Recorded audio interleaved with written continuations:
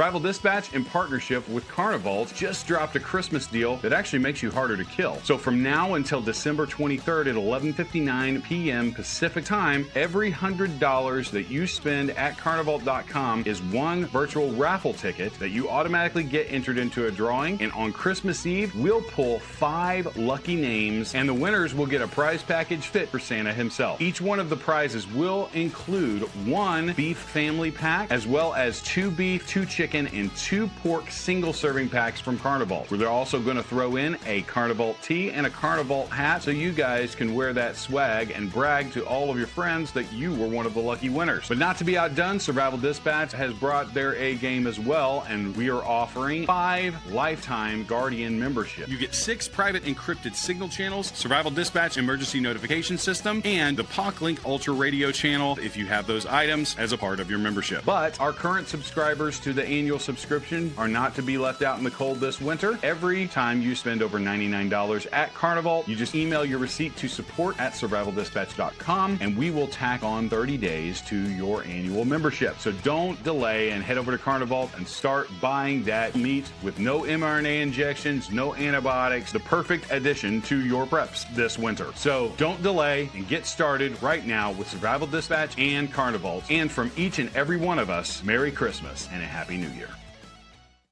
We are back. I'm Chris Evans, the CEO of Survival Dispatch, joined tonight by our very good friend, Agent 00711, Khalid Muhammad from Command 11 in Pakistan. Below him, my very good friend, Randy Nance, combat wounded Green Beret back home in Texas. And below me, Jeff MD, the original 007, by the way, the original Survival Dispatch 007. For those of you new to our podcast, by the way, we got some hate mail last year that said we were idiots for calling Jeff 007 because everybody knows that 007 is actually from Winnipeg, Canada, not Great Britain, but Canada. And it was serious. Like it wasn't a joke thing or anything like that. But anyway, with that being said, Mike Glover will be joining us at the top of the hour for our discussion on CBDCs. So Central Bank Digital Currencies. Before then, we've got an hour-long situation report on all kinds of crazy news that's going on, especially terrorism related stuff. And before we jump into the conflicted question, just a quick mention here. I ran a flash sale yesterday and today. It ends at midnight Eastern time, 25% off all Guardian memberships. So either monthly or annual, just go to survivaldispatch.news, sign up there, and you'll get immediate access to our 6 encrypted signal channels and a whole bunch of other stuff. So with that out of the way, let's check out tonight's conflicted question. If you're not familiar with this, conflictedthegame.com. 14 card decks set in post-apocalyptic scenarios. Most of the questions, some element of morality, hence the name Conflicted. Morgan had stored away supplies for his family in case of an emergency. Besides food, water, and medication, what are some of the essential items families should store away in case they need it, but can't buy it? So, fairly elementary question, nothing too more morality based there. We should do good with this one. We want to see your answers, by the way, live chat and the comment section down below. All right, first one up here. Staggering numbers. Bondi Beach is just the latest of over 65,000 terror attacks committed by Islamics since 9/11. Now, I'm not sure where this guy got his numbers, and he said he backed them up, but if you go to the religionofpeace.com, they're closer to 50,000. So maybe somewhere between 50,000 and 65,000, not people killed, terrorist attacks. 1 minute, 2 seconds. So I actually couldn't believe this stat was real until I looked it up myself. But there's been over 65,000 Islamist terror attacks since 9/11. 65,000 spread over 70 countries. And we're not supposed to draw any conclusions from this, right? They're just coincidences. 65,000 coincidences. And just in case you think I'm cherry-picking data, which would be a natural conclusion, you might ask, what about the other religions? So let's look at them. If you take the world's other 4 major religions, Christianity, Hinduism, Judaism, and Buddhism, those 4 religions combined account for roughly 2% of all religiously motivated terror attacks. Islam is responsible for the other 98%. And by the way, no one is more knowledgeable about this fact than the Muslim leaders themselves, who have been very successful imprisoning, eliminating, and sending away all of their true believers into the arms of white liberals in the West who are just so eager to bring them in. All right, Cleet, so I'm coming to you first. My question for you is, if somebody were to watch nothing but legacy media, read nothing but legacy media, they would think that that number is completely out to lunch. Why is the mainstream media not covering the plethora of attacks that have happened, Cleet? Well, I think that number is wrong to begin with, because you're not counting the number of terror attacks that happen in the Muslim world itself.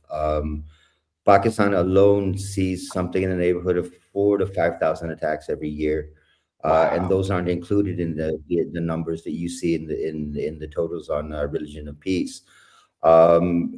The problem is the legacy media is so full of shit that they don't want to offend anyone, because it means losing viewership, it means pissing off sponsors, losing sponsorship money, and they're not interested in telling you the truth to begin with. The fact that they have labeled Hispanic people who have been arrested, Black people who have been arrested as white people, kind of tells you exactly where their mentality is and what they are looking to accomplish. The legacy media, in my point of view, is one of the strongest arms in creating a civil war-like situation in the United States, because they are part and parcel of the propaganda campaign, and they will do everything they possibly can to make sure that you don't know what's really happening, because they don't want you to know what's really happening. That's why social media and programs like SDN make a lot of sense, because we hit you clean. We don't play the spin zone, and that's to take a piece off of Bill O'Reilly. That there is no spin zone in our world, and there are things that you have to understand, and the more you try and hide it, the more people just don't understand what's going on, and they don't believe that these things can actually happen. One statement that's really interesting is that the number of people being exported into the West. If you look at Saudi Arabia and you look at Pakistan and you look at Bahrain and Qatar, a lot of these terrorists have been locked away and the keys have been thrown away, or they've been executed, as what Saudi Arabia does. We don't have a tolerance for this anymore. For a long time, we tried to believe that, we could reform them, but there's no such thing as reform. You either kill them or you imprison them. There is no other option, because you cannot change an ideology. Yeah, well said, Khalid.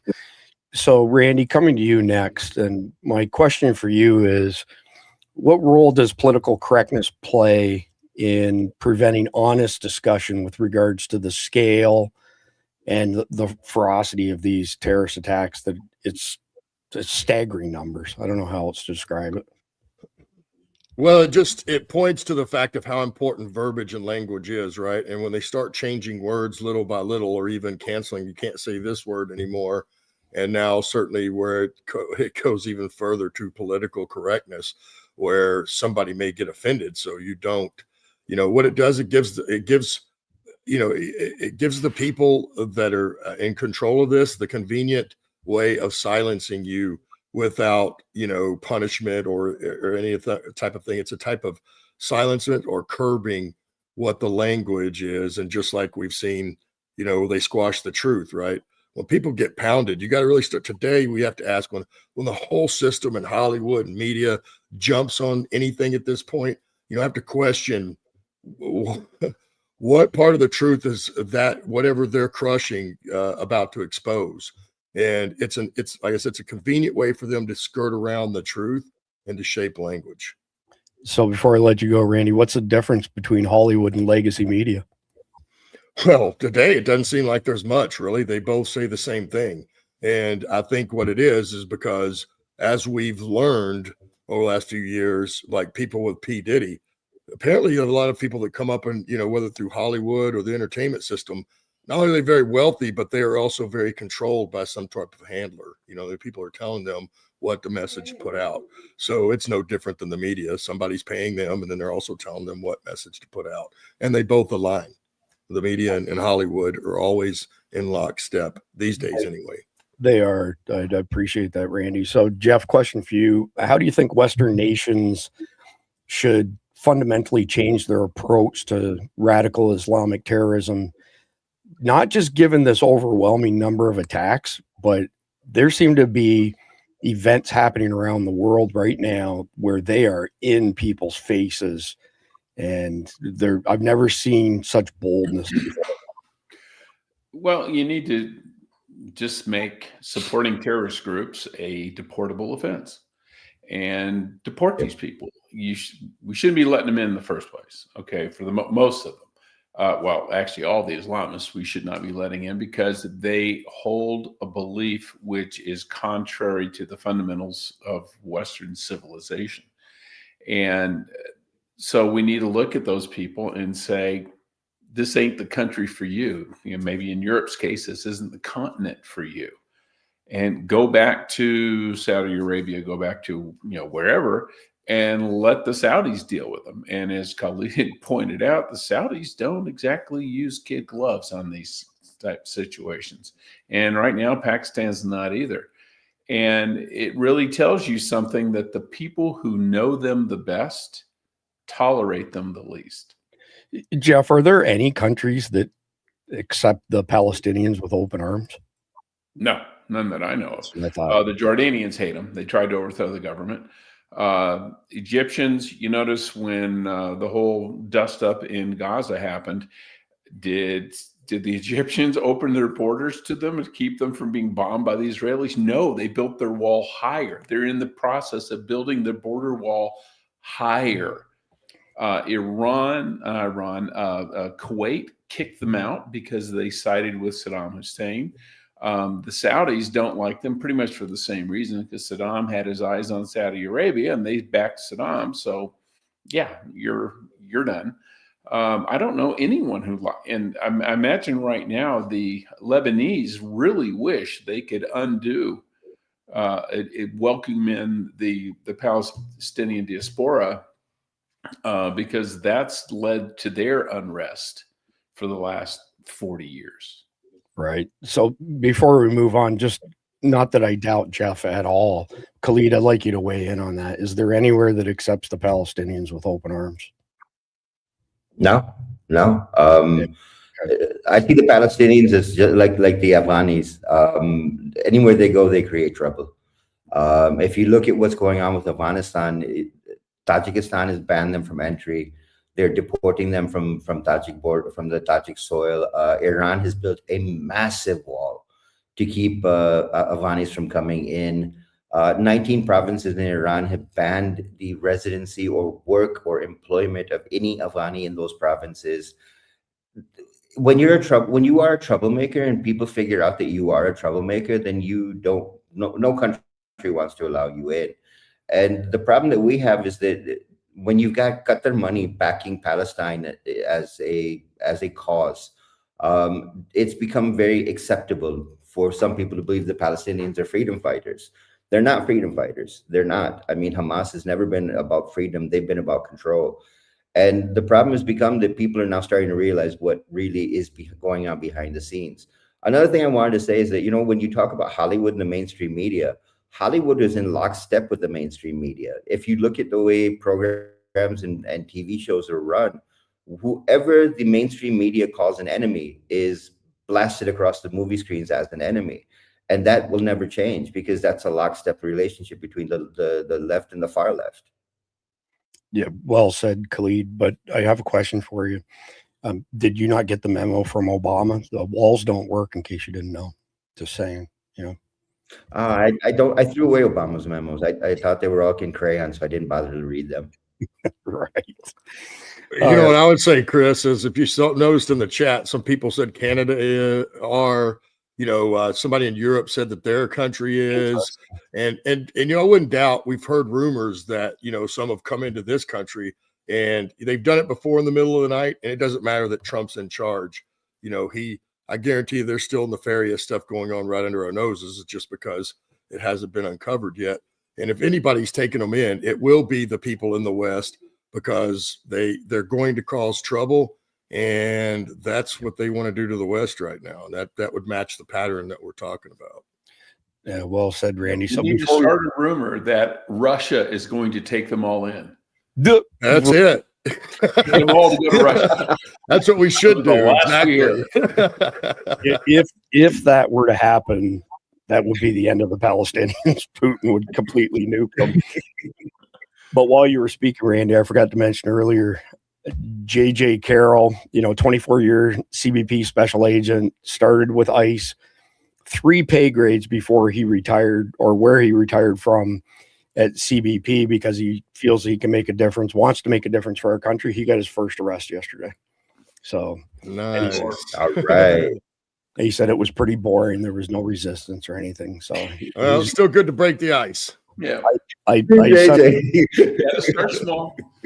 sent a couple of videos of some tussles going on in Minnesota, and he's like, man, I can't wait.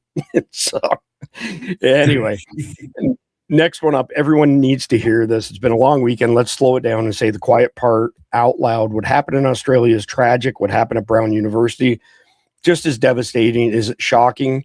Not even a little bit. When you ignore reality, reality doesn't ignore you. These movements have been very clear about who they are, what they want, what they stand for.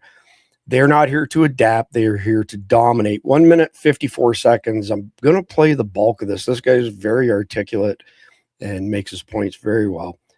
Some NSFW language in this video, by the way. It's been a long weekend. Let's slow it down and say the quiet part out loud. What happened this weekend in Australia is tragic, right? What happened at Brown University, just as devastating. But is it shocking? Not even a little bit. Because when you ignore reality, reality doesn't ignore you. Now, I'm not claiming that the Brown shooter was Islamic immigrant or even foreign. We don't know that shit yet. No one does. And I'm not speculating.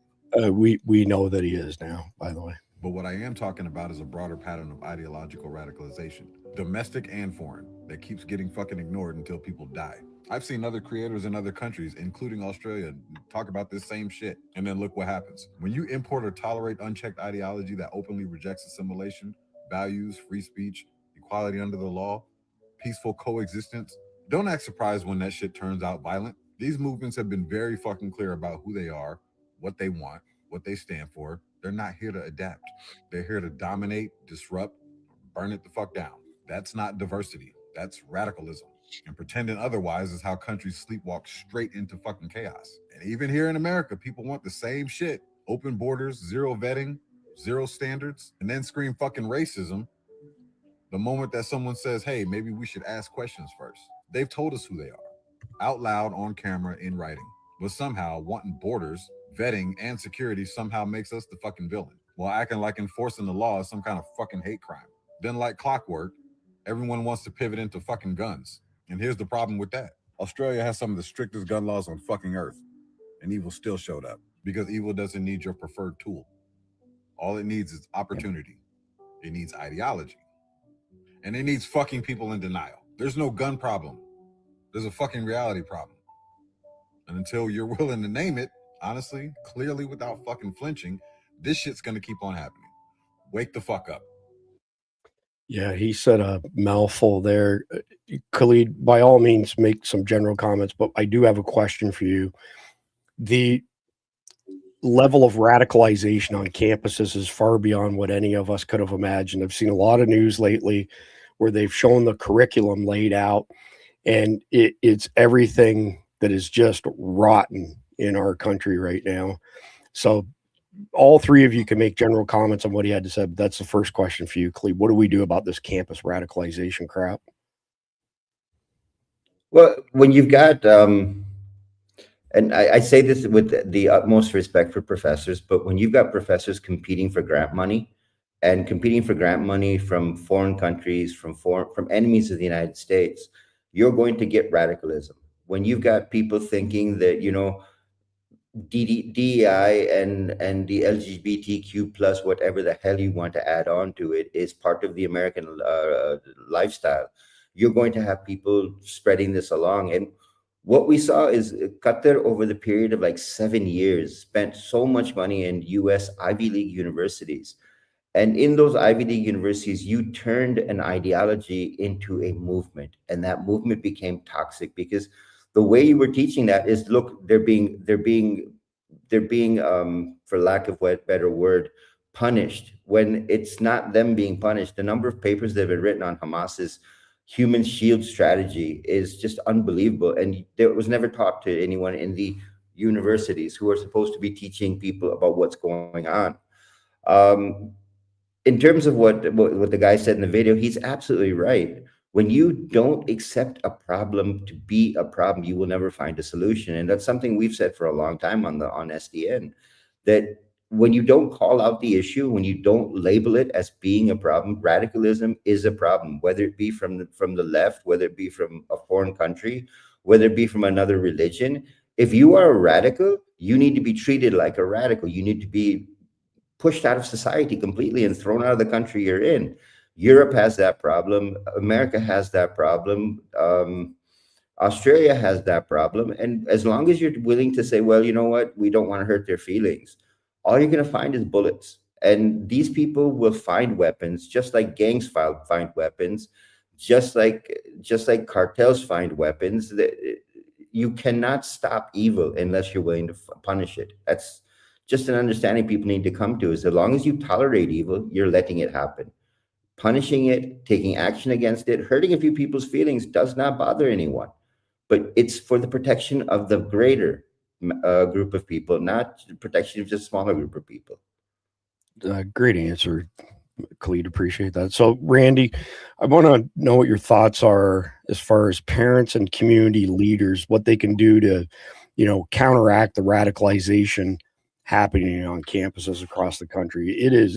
We knew it was happening, but boy, there's been a lot of stuff blowing out lately that paints a really ugly picture. You're on mute, Randy. Thank you. Yep. So, first is, it's like, it's still the same old saying that's been around since long before technology. Be involved in your kid's life. That's one thing, right? Can't just have your kid on autopilot, even when they're in high school, and think that, things are going to turn out all right. But beyond that, certainly since 2020, right, when parents were allowed in the classroom because no one could go to school, they were shocked about some of the things that were being taught.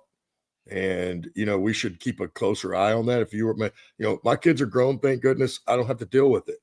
But if they did, I would have to be involved. I would have to see their homework, everything, what they brought home, their notes, and where that curriculum is going. And if need be, and honestly, I don't care what level of education, if it's a last result, pull your kid out of the public or private school and, do the homeschooling yourself. That is possible. And your kid is important enough to do that for. So, Thanks. Thanks, Randy. Yeah. Jeff, question for you. Why is it taking so long for, let's say, the public in general to make the connection between campus radicalization and actual violence, like murdering people? People don't want to face up to the fact that a radical who speaks like a radical is the person who's going to then act like a radical. And we always have this myth that there's a separation between, the political wing and the military wing. We did it with the IRA. Well, there was the IRA and they were setting up bombs and killing people. But then there was Sinn Féin, which was the political arm, and Jerry Adams. Same people. In the 60s, we had the SDS, the Students for a Democratic Society. That was Tom Hayden and Jane Fonda's ex-husband and all that. But they were just the mouthpiece for the physical or the military arm of that movement, which was the Weather Underground. And everybody keeps saying, well, they're not doing anything bad. They're just talking bad. Yeah, but they're talking like they're going to go kill somebody, and then they go kill somebody. That's called a clue. When someone says, yeah, we should go violently overthrow the government, you don't wait for them to actually violently overthrow the government. There are laws on the books where you can go in there, sedition is a real thing. It is a real crime. But you can't cut these people slack. Just like you can't say, well, I'm actually just a socialist. I'm not a communist. I'm a socialist. Well, that's a distinction without a difference. It's the same thing. And we need to just wake up and smell the coffee that when someone tells you who they are, frickin' believe them.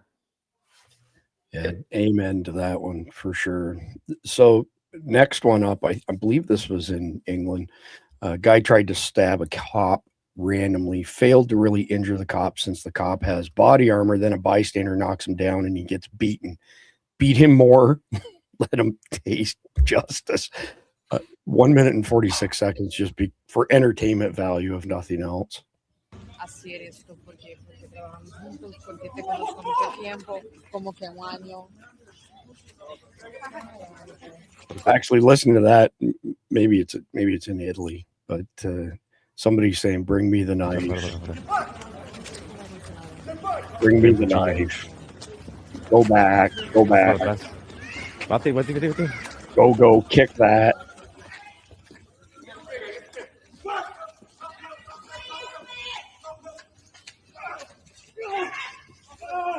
Here we go.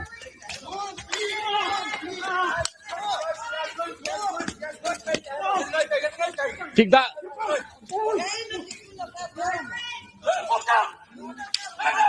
Ooh, you could hear that crack off the skull. I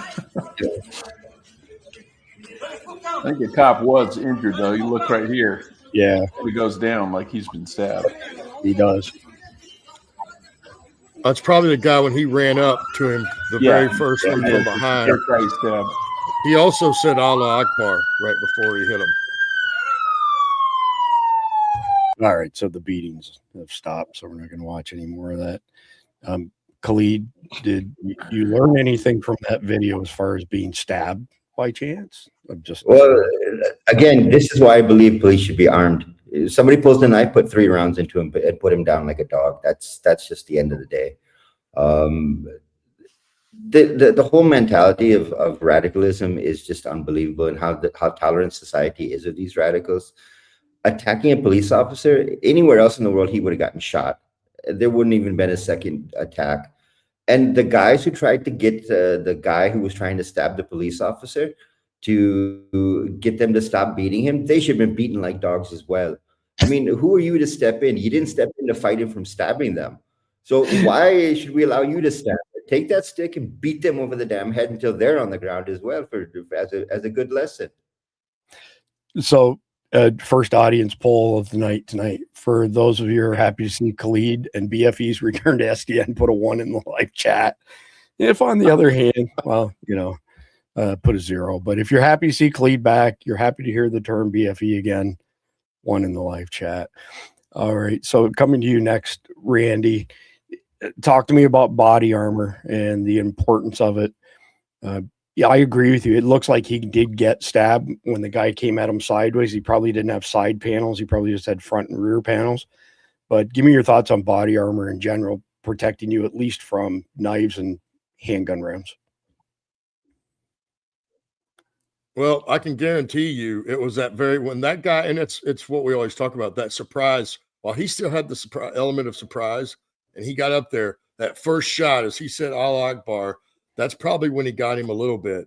But just imagine if that guy didn't have body armor at all, he probably would have sunk that knife at least halfway through the blade of that thing into his back. And it might have been a completely different story for that guy. And we, even now, we don't know exactly what happened to him. But immediately after, I thought, boy, this is like Rodney King all over. If this happened in the United States, they'd be all over these guys for beating him down like that when the guy just attacked him with a knife. Yeah. So, it also, as you know, it depends on the level of body armor you have, of whether it's going to just stop pistol rounds, or if you've got the full kit and caboodle, it'll stop some rifle rounds. Not and definitely, but it will I know I've seen up to 5 to 7 rounds hit the plate before. Now, one of those, the 7, the guy did not make it, and it wasn't because of the rounds to the plate. But I know someone else that took 5, and I know 3 people that got shot in different times through period. From the very beginning in 03 was the first guy was pulling guard on roof, and they shot him with an AK-47 from another roof. And we weren't able to bring our phones, so I know he wasn't sitting on guard duty on his phone like could possibly happen today. But they copped up pretty quick and they shot him. And this guy's only about 5'8", 5'10", maybe if he's lucky. So he wasn't a very big guy, but that doesn't matter. My point is, though, he was a small enough guy. If he took a AK round to the chest, it's highly likely he doesn't survive it. You know what I mean? But not totally. Anyway, but it knocked him down, and it hurt, but he didn't have a wound, and that was that. And he moved on. They gave him another plate, and we continued the deal. So that is the difference of having that plate. And we just watched it with this guy because it very well could have saved his life. He stabbed him in the back. He was on the right side. That could have been right into the heart. Yeah, for sure. Just while we're on the topic of body armor, I've got a 338 Lapua Magnum, and we shot what's called a TUI round, TUI, tumble upon impact, 250 grains, solid brass. At 50 yards, it was still traveling well over 3,000 feet per second. And it went straight through a steel plate like somebody hit it with a drill press. But when we hit a ceramic plate, it actually stopped the projectile. And we had a couple guys there who were, field medics, that sort of thing. And they said they've actually seen something similar, not with a 338, a lower caliber. And the plate stopped the round, but the plate had so much concussive force when it went backwards, it broke their ribs all the way around the plate, and they were DRT. That's got to be a horrible way to go. So, Jeff, coming to you last but not least here, I want to hear what your opinion is on citizens intervening to stop, these violent attackers when, the cops are struggling to contain somebody. Well, you should be, if you're going to intervene, you need to intervene on behalf of the police, not on behalf of the freaking firm. Yeah, I mean, because in the case like that, had the knife gone through and the first cop was out of action, then it's just one guy with a knife against a cop with a baton. And that's not a one-sided affair. That's fairly even matchup there. So that's when you need, a citizen to get in and, either distract the attacker or hit him with something to where then it becomes 2-on-1 and the cop can get the upper hand. But the last thing you want are both cops to go down. Then you've got a psychopath with a knife and there's no one around to stop him. He'll just go stab somebody else next. Yeah, true story. So, Jeff, I think you and Randy were both probably living in Florida when this happened. Do you remember when the cop on I-75 and there was a big black guy on top of him beating the tar out of him, and another black guy who was a CWP holder stopped, and the cops screaming at him, shoot him, shoot him, shoot him, and he shot him and killed him? Yeah. That's a pretty spectacular. That's what needs to happen. Yeah, I couldn't agree more. So speaking of citizens intervening, check this out. Australian man who stomped on Bondi Beach terrace head says he did what every Australian wanted to do. Jacob Barnfield said, "I don't regret it at all. He deserved every bit." 11 seconds. I'm going to play it twice just so you can actually catch the whole thing. I don't know if this guy got charged or not, but it certainly wouldn't surprise me in Australia. He'll get more time. Fucking bash him! Fucking bash him! So there's one guy here. This is the father who's dead. And then in front of this white guy is the son, which is who that guy, stomped in the head there, which, I mean, I'm pretty sure I know what the answer to this for everybody is, but we'll give you an easy one, Clede. Should citizens who intervene like this face any legal repercussions? They should be given medals. Legal consequences. They should be given medals for intervening. Look, the whole idea of carrying a weapon and defending this citizenry around you is because you've got the and I hate saying it this way, but you've got the balls to step up. And when you start telling people, "Oh, you're going to be prosecuted because you defended another citizen," you've basically disarmed everyone because they're scared to death to step in. This guy should get a medal for kicking that guy in the head, and he should have been allowed to do it 2 or 3 more times. Once, come on. Quitter. Randy, I've got to take an opposing view. I think the guy needs to be prosecuted to the full extent of the law. He should get detention at the local pub for at least an hour after school. Every day. Yes, for the next 2 weeks. I was going to say, this is part of where we now all of a sudden we need to be softer on criminals. How do we know that guy didn't have someone in the crowd that was just shot dead, or even more than one person? Yeah. And then on top of that, there's a reason why back in the Western days, the bad guys got shot dead in downtown trying to rob the bank. They put them up on display. There's a reason we had public hangings, folks. And it's to remind the rest of the bad folks what's going to happen to them when we catch up to them. And, if they're, and I know these guys aren't the same, but we have a problem with Somalians in this country and some other places. And the fact is, those people drugged 2 of our guys through the street during Somalia and Black Hawk Down after they were dead. And, it's ridiculous what they did to them. So I don't want to hear it. Yeah. And our good friend, Jeff Nicholas was there, Night Stalker 160. That's right. Black Hawk pilot. So speaking of Somalians, it is that time of night now. This is, when I'm going to raise all y'all's blood pressure significantly. My watch already went off as soon as I looked at this. 49 seconds. You work all fucking day. You don't got shit. Thank you for working so hard so I can be home all day. Free. I can use my EBT. Go to work for me, white boy. White This says you work for me, white animals. girl. Yeah. Go to work for me, you fucking white animals. Fucking work for me. Yeah, you fucking work for me. And the U.S. government they work for me. All of you work for me. Now go to work. Pay them taxes.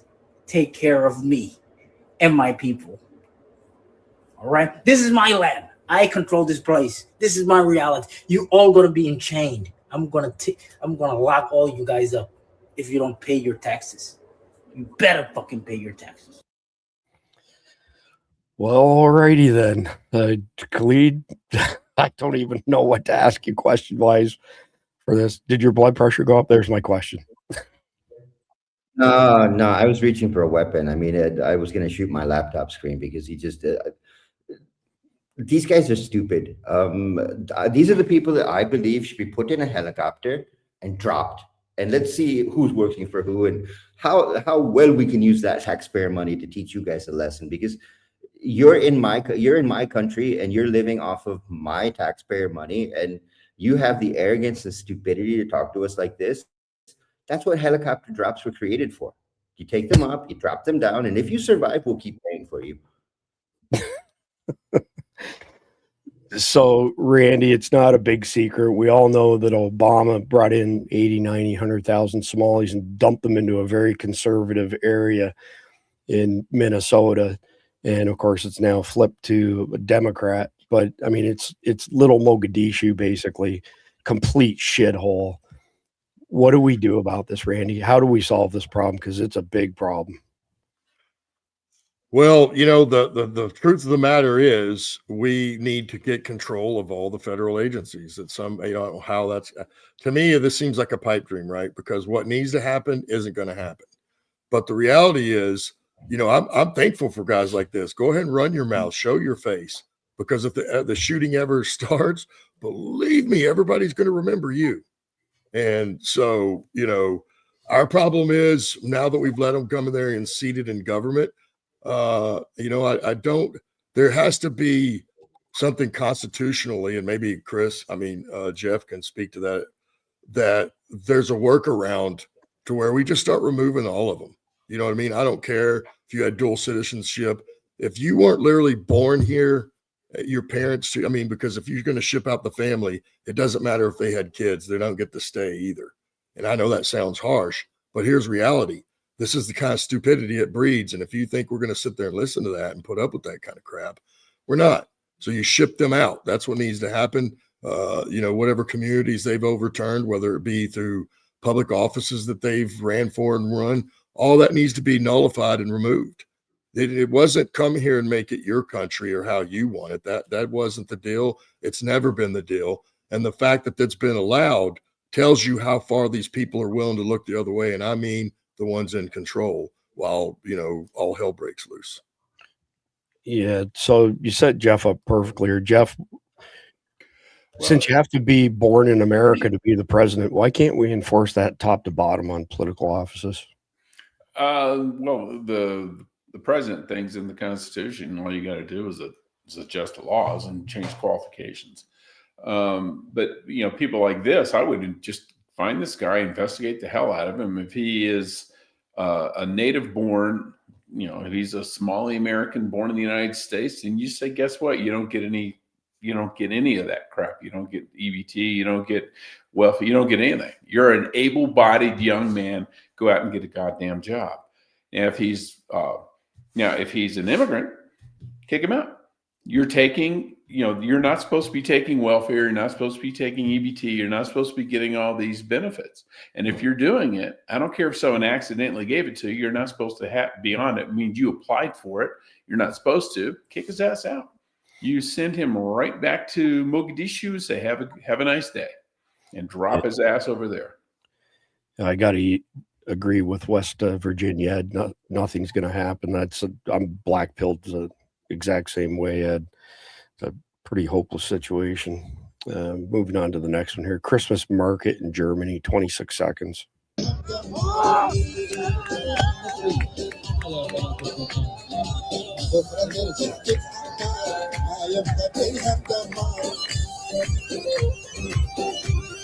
Okay, I can't listen to that anymore. That shit makes my head want to spin off. Is Europe lost, Khalid? Can we save Europe? Can Europe save itself, or are they just screwed? No, Europe is gone. Europe is gone. I mean, you've got Europeans waking up now. The Germans are trying to have put together a coalition of 20 countries where they're trying to send all of these illegals and all these people that were allowed into their countries back to their own countries. And the amount of resistance they're getting from their own population is just unbelievable. The problem I have is, look, if you're so happy that, and those were all Syrian flags that we saw, if you're so happy Giuliani is in power, then buy your ticket, go back to Damascus and live with that government. I have the same problem with Afghanis that are living in the United States, that if you're so pro-Taliban that you're lobbying for them, you're working for them, you're trying to help them, then buy a ticket, fly back to Kabul and live with the Taliban government. You're living in the West, celebrating the terrorist who controls your country and going, well, I'm not going back. That's not an answer. You don't get to capture another country because you fucked up your own. I would like to believe that, but Randy, we're seeing Christmas events being canceled in European countries, New Year's Eve events being canceled because of, safety concerns. Is there any chance we learn from what the hell is going on over there, or is it just a matter of time before it comes here?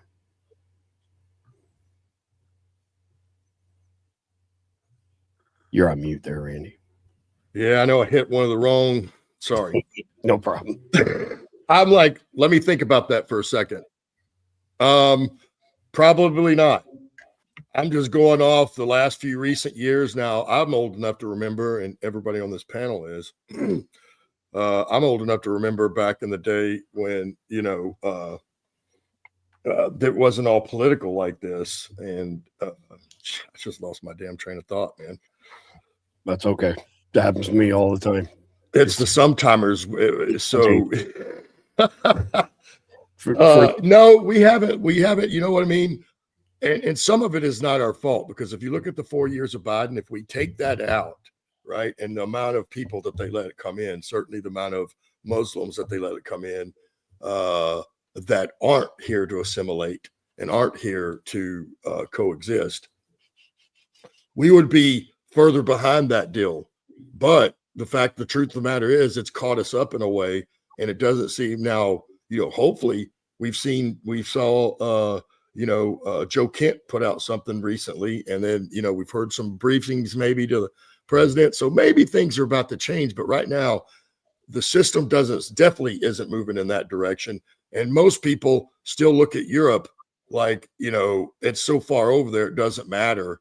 But again, I remember, and what I was going to say earlier is I'm old enough to remember when we didn't give two shits about what Europe thought or what they did. We didn't follow their trends. We set our own. Why? Because we're fucking Americans, and we earned that right. We fought, bled, and died for it, and we're not just going to roll over and give it up.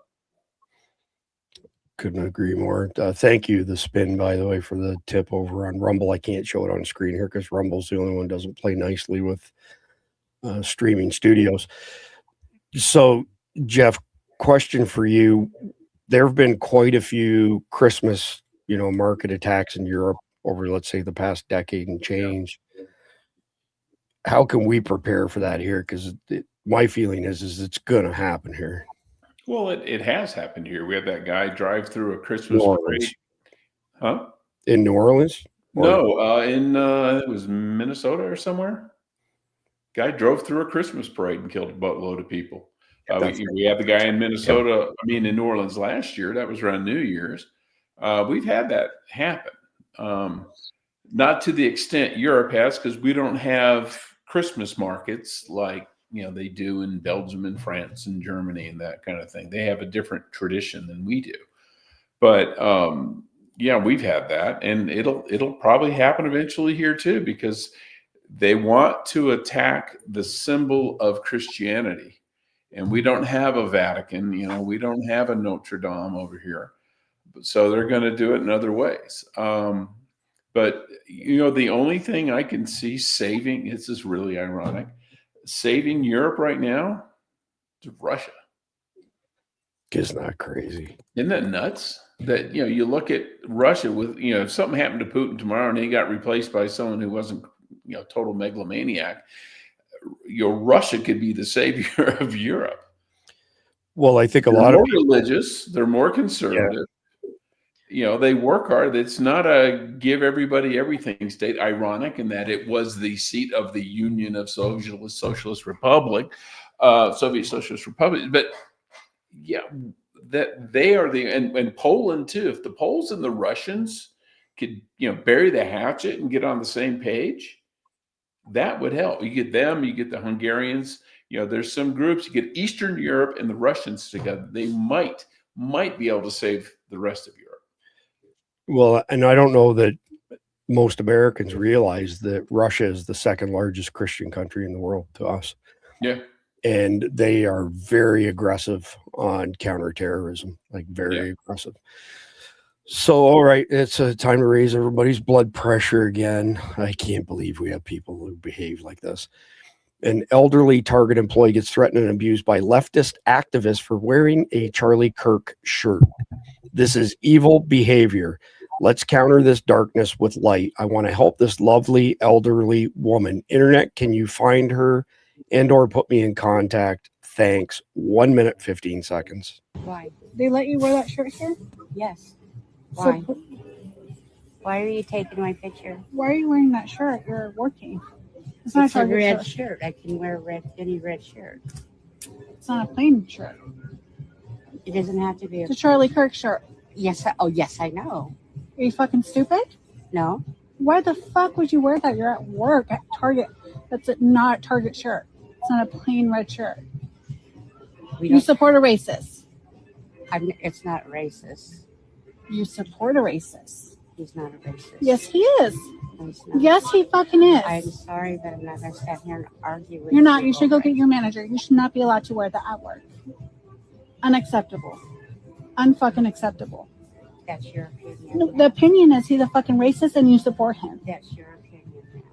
And you Have a shouldn't. nice day. You should not be allowed to wear that. This is going to be taken above your fucking head. That's insane. Have a Insane. nice day. In fucking insane. Piece of shit. We are just flooded with mentally ill people. I would love to have been there and just walk up to that liberal. Oh, yeah. And just read her the freaking riot act. No one ever does that crap when I'm around. I was waiting for the same thing with someone. I wanted someone to tell me to put on a mask during COVID. And no one ever did. My wife says, you have that don't fuck with me look on your face most of the time when we go out. And I go, that may be. Yeah. I was going to come on. You know the deal here, Jeff. You're going to have to dumb yourself down a little bit and look more like a country bumpkin. Then maybe they'll pick on you at that. Pretty country bumpkin, man. I mean, come on. We need to buy Jeff one of those shirts and let him roam around the shopping malls like that. I'm just saying you have to look like an easy. Yeah. I should order me a freedom shirt. I was just saying you need to look like an easy target, and you probably don't. Yeah. Yeah, Jeff does. 61210. Nobody. Yeah, I'm not. Jeff does have a shirt that says, "Of course I'm right. My name is Jeff," and I know this because I sent it to him. No, you sent me the one that said, "If first you don't succeed, try doing what Jeff told you to do the first time." Okay, so Jeff O'Donnell got the other one. And a quick question for you guys on this one here. Breaking Brown University, Rhode Island shooting suspect has been identified as Mustafa Karbuk, a radical Islamic pro-jihad student at Brown whose X account has suddenly mysteriously disappeared. But I've seen some reports saying that that is not true. Do the three of you have any insight to this, or is the audience? I've seen community notes that say he has not been charged. He has not been named. I know somebody put it out there that he looks similar build, size, gait, and everything to this guy. That doesn't mean shit. I would stress to everybody to take a breath and wait, because that's a really good way to get sued for defamation by calling somebody a murderer when they're not. Right. Randy, Khalid. Yeah, but I've got a question for you, Jeff. I've got a question for you. Why is Brown University wiping his name off of all of Brown websites? Yeah. If he's not involved, and they don't think he's a suspect, why is his name being erased from everything? His name is, okay, if I'm Brown, okay, let's just say, and his name is even out there, right or wrong, I don't want to stoke the fire. So let's just take it down. Just get it off the thing. And just like that kid they arrested who wasn't, that they ended up being released. If he works somewhere, he's on somebody's website, if I was his boss, I go, let's take him off the website.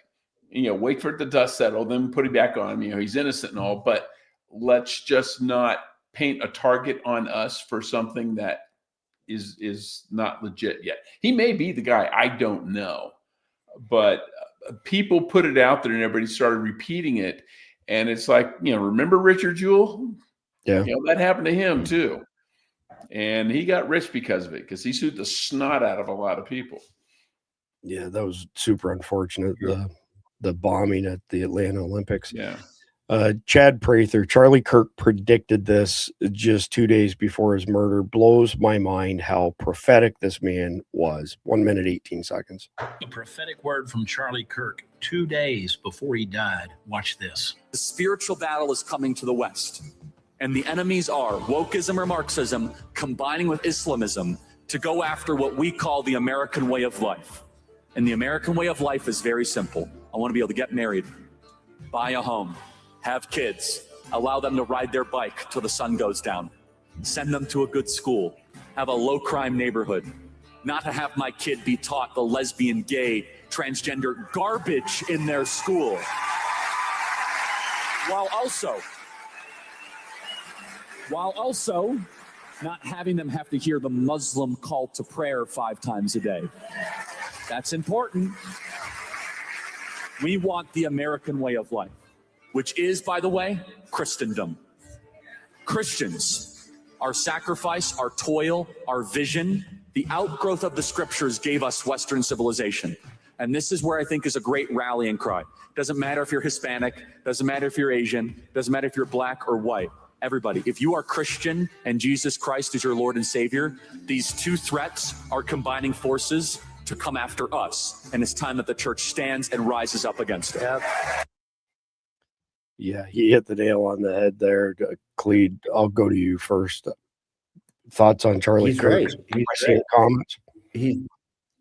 He's absolutely right. I mean, Charlie was way ahead of his time in the way he was thinking, and too many people didn't realize it until it was too late. Even now, people like that idiot in the video that said he's a racist. Charlie Kirk wasn't a racist; he was a truthist. And the problem with people is that when you hear the truth, you have two options: either accept it or call it out and say, "Well, I won't agree, and you're a racist." It's not the person who's telling the truth that's the racist; it's you. And Charlie was never a racist, and he was way ahead of his time in some of the things that he put forward as knowledge morsels, I would call them. People just didn't figure it out before Charlie was taken from us. Yeah, well said. Randy, thoughts on Charlie Kirk? Well, he was spot on, directly spot on. So what people have to realize, it just lends to the same thing that we're kind of watching too. You know what I mean? There's a reason why the system's kind of ignoring this and telling us the exact opposite. Yeah, but there's a comment down here from David Nishi. Charlie Kirk is not in heaven. I don't recognize that name. Jeff, do you want to weigh in on Charlie Kirk here? Well, yeah, I mean, the people who claim he's racist, and I've heard them, they'll take one little snippet out of context because he said, like, yeah, the Civil Rights Act of 1964 is the worst thing that happened to black people. And oh, that's racist. No, continue the conversation, what he said. And what he was saying is it was noble in the wrongs it was trying to correct. But the way it went about correcting them, it made life worse for the black family in America. And with the whole statement, you look at that and you go, he absolutely 100% correct. And that doesn't make him a racist. That just makes him a realist. When you have black families with a higher percentage of a higher marriage rate, a higher percentage of two-parent families, all that during Jim Crow, then after their liberation, then there's something wrong with the liberation. Because we threw out the baby with the bathwater on that one, and the government basically encouraged, or discouraged black family making, we've suffered from that for 50 freaking years now. But he's 100% right. That doesn't make him a racist. That just makes him right. It's like saying, white people are responsible for more white collar crime than black people. Does that reflect well on white people? No, not particularly, but it happens to be absolutely true. So what you then do is say, okay, if we have a problem with white collar crime, let's deal with that problem. And you can't deal with that problem by pretending the perpetrators don't exist. Yeah, true story. So we're just waiting on Mike Glover to join us backstage. But until then, we'll just keep rolling with a few things here. Somalian living in Minneapolis post rap song called Minnesota is Ours, detailing how Somalians are going to resist ICE, overthrow the city, and fly their own flags. And Libs of TikTok says, deport, deport, deport. 1 minute, 29 seconds. Not a chance in hell that I'm playing this bullshit for that long. Yeah. Hey, turn the lights down. Somali boys in the building, Minneapolis takeover. Ice watching, Trump talking, but we still here though. Let's go. Yeah, we the new explorers, like Columbus on a trip, but Somali edition, Minneapolis we flip. Ice can't stop us, Trump can't block us. From Cedar Riverside to Lake Street, how we run the process. We the new explorers, like Columbus on a trip, but Somali edition, Minneapolis we flip. Ice can't stop us, Trump can't block us. Yep, that's enough of that. Khalid, yeah, thoughts on what do we do with Minneapolis? Like, legitimately, what do we do with Minneapolis? Well, first off, shut off welfare. Make sure they don't get a fucking dime. If they don't want to work and they don't want to assimilate, then they don't get U.S. money. That's first step. Second step, start a massive investigation. Start arresting people that prescribe to this point of view, that America is now ours and we will do what we want to do. Listen, Mogadishu is still plenty of houses that are available there. We're happy to send you back. Christmas is coming, and we'll happily send you back to your families in Mogadishu and to ISIS, whose ideology you believe in, and Al-Shabaab, whose ideology you believe in. Go live with them. Let's see how arrogant you are when you're sitting back in your own country. Yeah, good point. Randy, I mean, do you have any thoughts on how we deal with Minneapolis? It's just brutal. Well, again, something, we're going to have to take some extreme measures. If we really want to get it out, then we're going to have to take some extreme measures, because it's no different than Dearborn, Michigan, where now they're the elected officials, they're on the school board. So it is, that is the kind of thing that cannot be allowed. That's not the American way. That's not what, ever was intended. And in fact, they do both communities do the same thing. And then they, flip us off and laugh at us for all the support they're getting. So I think Khalid's right, because what is always the most important thing? One of the things they always say, like even in crime, right? Follow the money. So if you cut that money off, you cut all that federal money off, and somehow even if you have to, break some fingers on the governor's hand and pull the state funds also, where they don't get any of that handout. I guarantee you some of them will go back on their own. But if it has to turn into a fight, well, let's go. Let's go. Yeah, I played a video. I don't know if it was last night or the night before, where there's a guy basically said that Jeff or Randy, pardon me, was basically like, let's just get the fight started. That way we can get it over and done with. Well, it kind of sounds like that's what they want, right? They're taunting us the whole way because they don't believe it's going to happen. Well, believe you me, the conservatives haven't yet moved yet, but here, when you finally push us far enough to where we actually act like the left, you guys better fucking watch out because we're going to clean your fucking house. True story. Yep. Jeff, comments on Somalia. I mean, do they even have a national government there, or is it just a bunch of tribes and warlords? Yeah, it's just whoever's the warlord who's kicked the other warlord's ass this week. No, they really don't. They haven't had any semblance of a real government since Bari was overthrown. He was the communist dictator. And he was no prince either. He was, and that's Ilhan Omar. Her family were all pro-Bari people. And there are people that were good friends with her dad and all that who were internationally wanted for like genocide and stuff. I mean, these are not good people. And I don't know that there are any good Somalis. I hate to say that. I'm sure there are. I haven't met any. But they all seem to be just screwed up. Everyone I've ever met, there's just, there's just something broken inside. Yeah, I couldn't agree more with that. So I see Mike is backstage right now. So Jeff and Randy, appreciate your input tonight. That was a great sit rep, by the way. And we'll see both of you tomorrow night for the next episode of the Long Walk. All right. Thanks, y'all. Have a good night. All right. So I'm going to preface us here with the background to 9/11 2.0, and then I'll bring Mike on stage. So when Clede and I wrote this 144 episode series, is all predicated on one thing: 9/11 2.0, complex coordinated terrorist attacks on 10 to 15 tier 2 American cities, population 100K to 500K, with one level 1 trauma center each. In each of the cities, 10 to 15 sleeper cells. In each sleeper cell, 4 to 12 jihadis. Do the math: 3,000 people attacking soft targets simultaneously. Planes exploding from Al-Qaeda, who have boarded planes with their undetectable invisible suicide vest. So we're dropping human body parts on the ground with plane debris, luggage debris, et cetera, et cetera. They all converge on the level 1 trauma center. They siege it. Tier 2 cities don't have anybody close that has another tier 1 trauma center. So now people who normally could survive injuries won't, because the tier 1 trauma centers will be too far away and people will have to be triaged. We'll probably have to send in Delta team and the Rangers to back them up around the perimeter to unsiege these buildings. It's an ugly picture. So that's the context. As long as you have that piece of context, all 144 episodes can make sense. You can watch all of them, a handful of them, any order that you want. Doesn't really matter as long as you understand that one thing. So the topic tonight, the main topic for the Long War series, is CBDCs and financial control, essentially programmable money.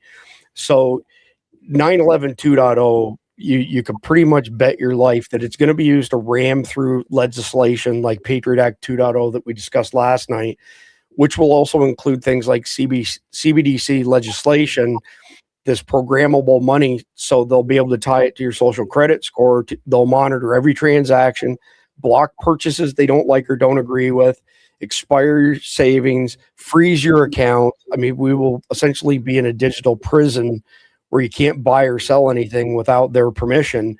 And what's the argument behind it? They're going to say, well, we have to stop the flow of money to terrorists. So this is what we have to do to stop that flow of money.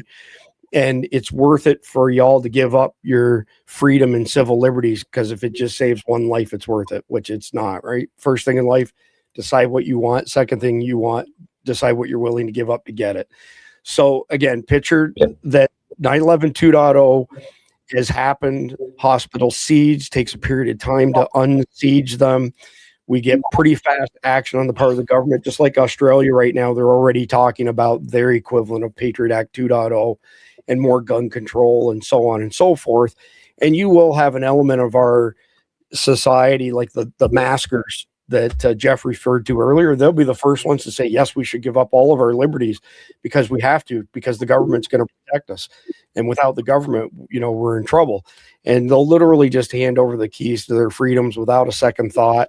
And, it's setting the stage for a complete and total lockdown on how we live, how we spend our money, all the things that make us Americans the most permissive environment in the world. And it's essentially 9/11 2.0 is not a one and done. There will be all kinds of chaos coming after it, some of it designed just like that. So let's bring Mike on stage. Mr. Glover, good to see you. How's it going, guys? Living the dream. What's the temperature out there in Utah? Oh, it's like 40 degrees. It's not bad. Well, okay. So my question for you, and I know you've done a lot of podcasts on this particular topic, but what signs do you see from global terror patterns that make you think that a multi-city hit on America is not just possible, but probable sometime in the future, near future, probably? Well, it's easy. Joe Kent just came out last week in a congressional hearing saying that there's 18,000 terrorists that are linked to programs that they assessed are terrorists that have infiltrated a country with open borders. That's the director of basically everything counterterrorism for the intelligence organizations, saying that their intel has told them it's 18,000. I mean, that's a massive number. That is the town that I'm living in currently, 18,000 people total. So with that, this idea that jihadist or that radical Islam has gone away or has subsided is fiction. That narrative is pushed by a lot of countries like Australia, UK, and Canada, who want to pretend like this problem doesn't exist and isn't festering, and more like cancer has grown exponentially because we've basically turned a blind eye. Security experts haven't turned a blind eye. We haven't personally, but when governments turn a blind eye because they don't want to focus on it as a priority, well, then what happens is you see attacks that happen to be sporadic in Western civilization, and then that at the pinnacle basically comes to a crossroad, and we're at the top or the tip of that spear here in America. So we are the primary target. Everybody else is just a benefit, an extra credit. We are the main objective. So Joe Kent was a Green Beret. You were a Green Beret. I know you know him. Did you all serve at the same time, Mike? Yeah, we did. We went to the Q course together. We went through training together. Right on. That's awesome. I'm not suggesting that Joe's numbers not able to be substantiated. When he said 18,000, how high could that number potentially be? Oh, it's 18,000 to infinity, in my opinion, because Wow. if you take all of the people who came across, including people they didn't have no contact with, who they saw potentially on a drone, a camera, or they just estimate that they have a certain amount of people that got away. They're called gotaways. Well, then that estimate is, it's 11 plus million. It's a minimum of 11 million. Yeah, you could make the argument that a lot of those people are immigrants who came here for a better life. But I could also make the argument that a lot of them, based on the policies being tracked and obviously followed by jihadists, are put into a plan. And if I saw an open border policy for 4 years, I would do everything in my power to take the elements that I have and infiltrate that country, given that opportunity window that opened and now is closed. So it's too late. They're already here, and it's a lot of people. I think 18,000 is just a confirmed number that they're tracking in their databases of physical bodies and people who are basically in a registry. So this isn't 18,000 as an estimate and fabrication. These are literal terrorists or associated terrorists that have come into our country. Well, you set Khalid up perfectly for the next question. So, Khalid, now that we seem to have the border under control for the most part, I'm sure there's still some clandestine stuff going on. I agree with Mike. Like that was the big opportunity for them to invade us and to exploit. What's the biggest weakness now that the jihadis are exploiting as they're getting ready to pull off 9/11 2.0? Well, the jihadis have been exploiting the fact that no one wants to believe that anything can happen in the U.S. again. The mentality that has pervasively gone across law enforcement, FBI, government, that nothing can happen on U.S. soil has been a godsend for them. They have used this to build up, to carry out attacks. And if you notice, back when we started the first time I was on SDN with you, we put the number at 12,000 then. And for Joe to say 18,000 now, I keep thinking that number is going to grow very quickly. We're going to get to 25, we're going to get to 50, we're going to get to 100,000, and that number is going to keep growing. The problem that we've got right now in the US is that as long as you refuse to accept that ideology exists in the United States, you cannot stop it. And that is a huge benefit for the jihadis. Yeah, to said a mouthful there. I think Mike got bumped off, but he's back again here. So, Mike, just a speculation question for you.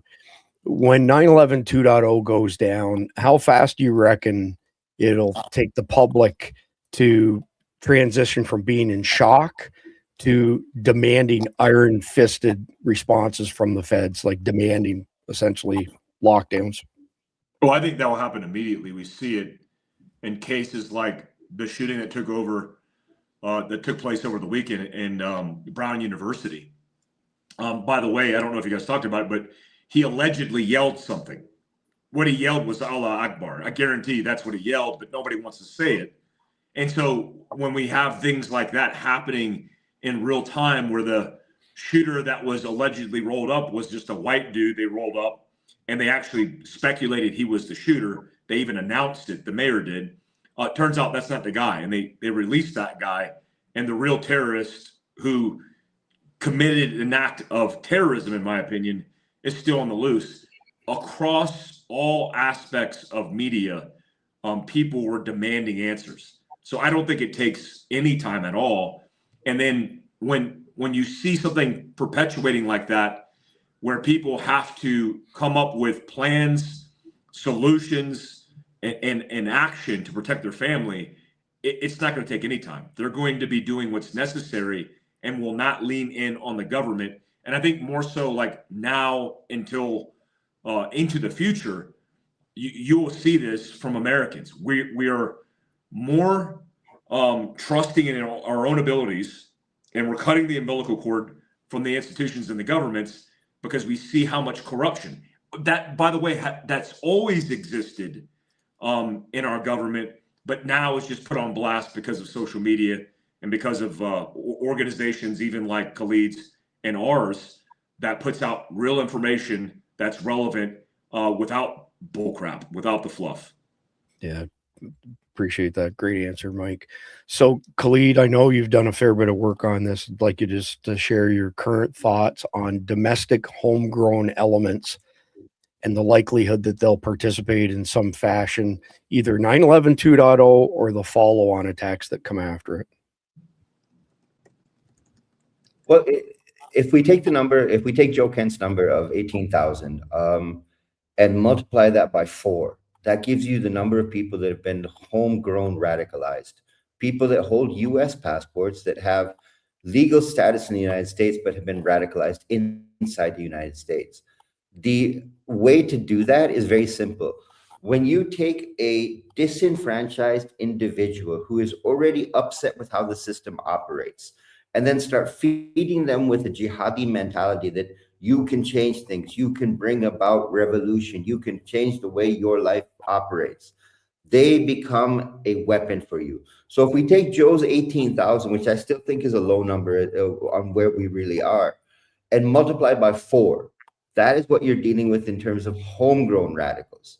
People that are hiding out, sitting very quietly. And if you ask me how I come up with that number, look at Europe. When the Champions League championship was happening in Europe, when the Paris Olympics were happening in Europe, the number of people that were homegrown radicalized were the ones being arrested, not the jihadis. The people that were Europeans by birth, that were Scandinavians by birth, that were Germans by birth, that were French by birth, those were the people that were being arrested for being part of ISIS. That is a telltale sign of something we need to understand about the US, that the people that are there and living very quietly, but disconnected from society, those are the people you need to pay very, very close attention to, because they've already been radicalized. Great answer, as per usual. So let's move into segment number 2. Oops, sorry, clicked the wrong one there. My apologies. So moving on into segment 2, crisis as the backdoor. Terror unlocks the CBDC push. So you got bombs going off, you got terrorist attacks happening, you got cities grinding to a halt. You've got people feeling raw fear like never before here domestically in America.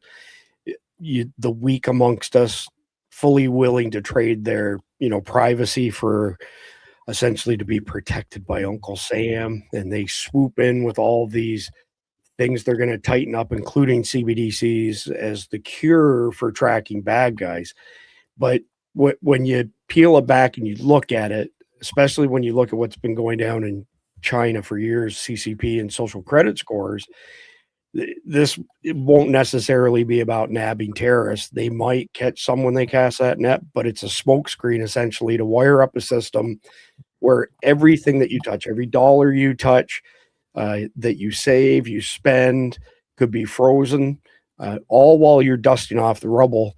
And think about what happened with the trucker protest in Canada. They seized all kinds of people's bank accounts that had less than nothing to do with what actually happened in Ottawa.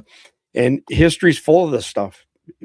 Think of the post 9/11 1.0 surveillance and what happened there as far as FISA courts, secret processes, suspension of habeas corpus, and then come all the way forward to the Charlie 19 lockdowns, where they used panic, to pave the road for the control freaks, to build their dream machine and programmable cash.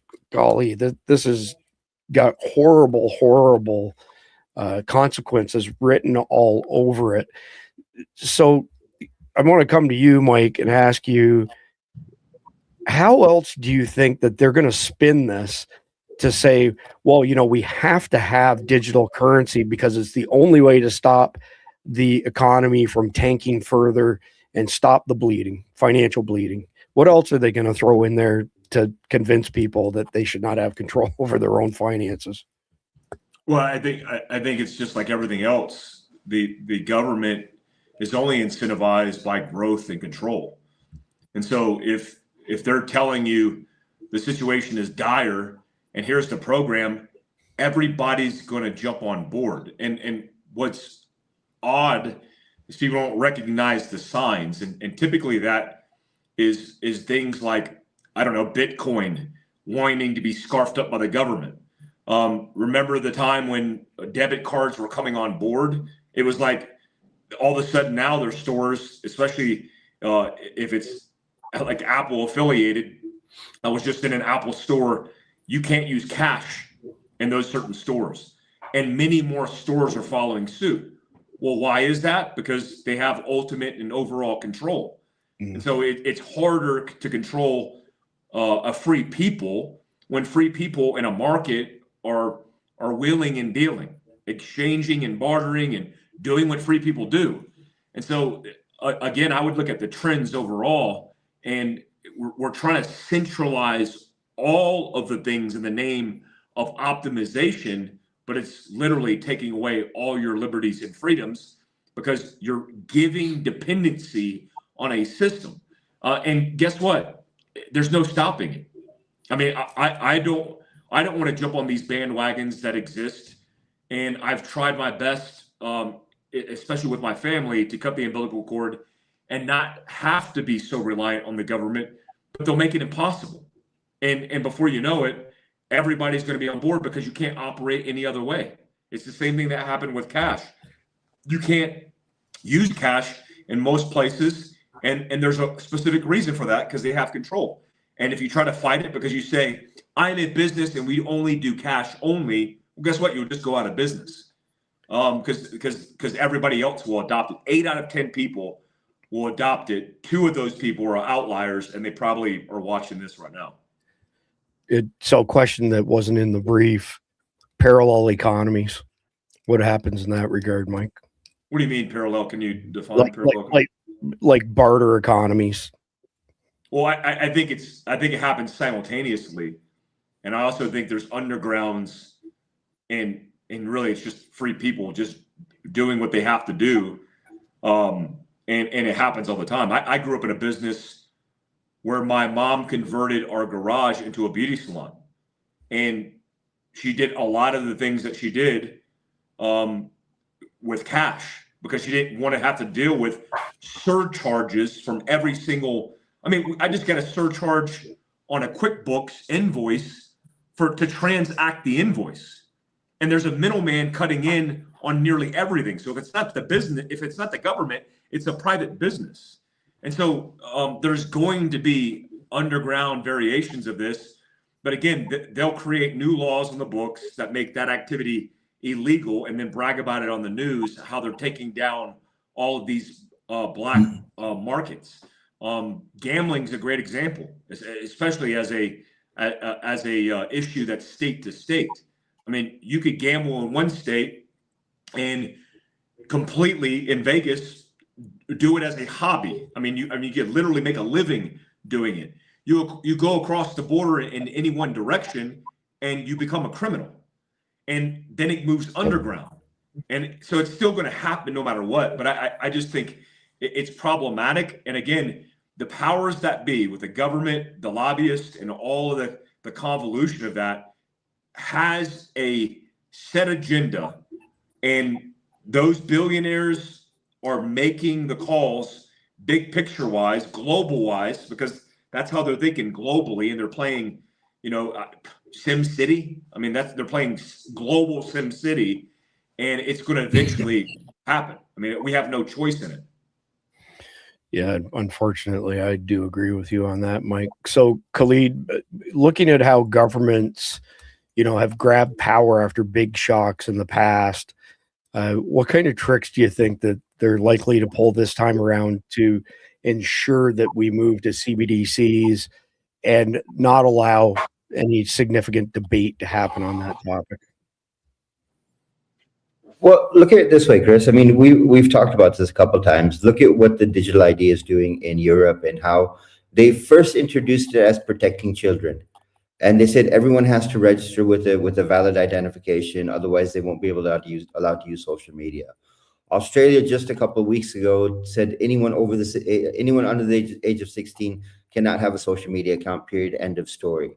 Then look at the globalist plan for how smart cities are supposed to operate. That your money will only work within that 15-minute range. And once you step out of that 15-minute range, your money is no longer accessible. Then you look at what Palantir is doing and the kind of database they have built. And my fear is Patriot Act 1.0 gave all the power to the NSA. Patriot Act 2.0 is going to give all the power to Palantir. And Palantir is a death wish for the entire world. Because when they roll it out, we will actually realize how much data they have on us, how bad their kill chain is, how much they control our funds, how much they can control what we buy and how we buy it. All these steps are being put in place, but they're being put in place very quietly with, like Mike said, a very timid reason. Oh, we're trying to protect children. So we don't want you on social media. We don't want you doing this. COVID-19 was, Charlie 19 was the first test of how far you could push the people. How much can you control them without them throwing up their arms and saying, oh, this isn't fair. We don't want to believe in this. We don't want to do this. You locked people in their homes for 2 years and took away every right they had. And you successfully did and said, okay, that test worked. Now, let's try test number 2. Let's control how you spend your money. And once you control the way we spend our money, you've controlled us. You've taken away our freedom to speak. You've taken away our freedom to buy. The black economy will automatically rise up because of that. But Mike's right. As soon as the black economy rises up, the government's going to step in and say, "Oh, this was against everything we believe in. They were selling drugs. They were selling things that we didn't want sold this way." It was a way for people to divert the system we've created. We've got nothing good to see coming forward after this. And that's my fear. Legitimate fear. So, Mike, two questions for you. The first one's pretty easy. I'm curious what you think as far as the parallels. We were just discussing with you the barter economies, parallel economies. And as you were talking about it, I was thinking to myself, this sounds a lot like prohibition, and people will find a way. Do you think that that's basically a good comparison as far as, CBDC prohibition being kind of similar? Or every third world country in the world. I mean, that's how they get down. Everything's, cash is king. Bartering is a daily occurrence in a bazaar or market. That's how they roll. And to be honest, it's very impactful, but the government hates it because the centralized power wants the control and they want to monetize. And so when they don't have the ability to monetize, they, make laws so they go after your Venmo, put you in jail. The IRS will put you in jail if you don't file taxes on your Venmo or PayPal because you're a 70-year-old grandma selling items to side hustle on eBay. It's like, what are we doing? Like, we want to hire 37,000 new employees in a government institution whose only job is to be armed and go after people who are not paying their taxes from their Venmo account?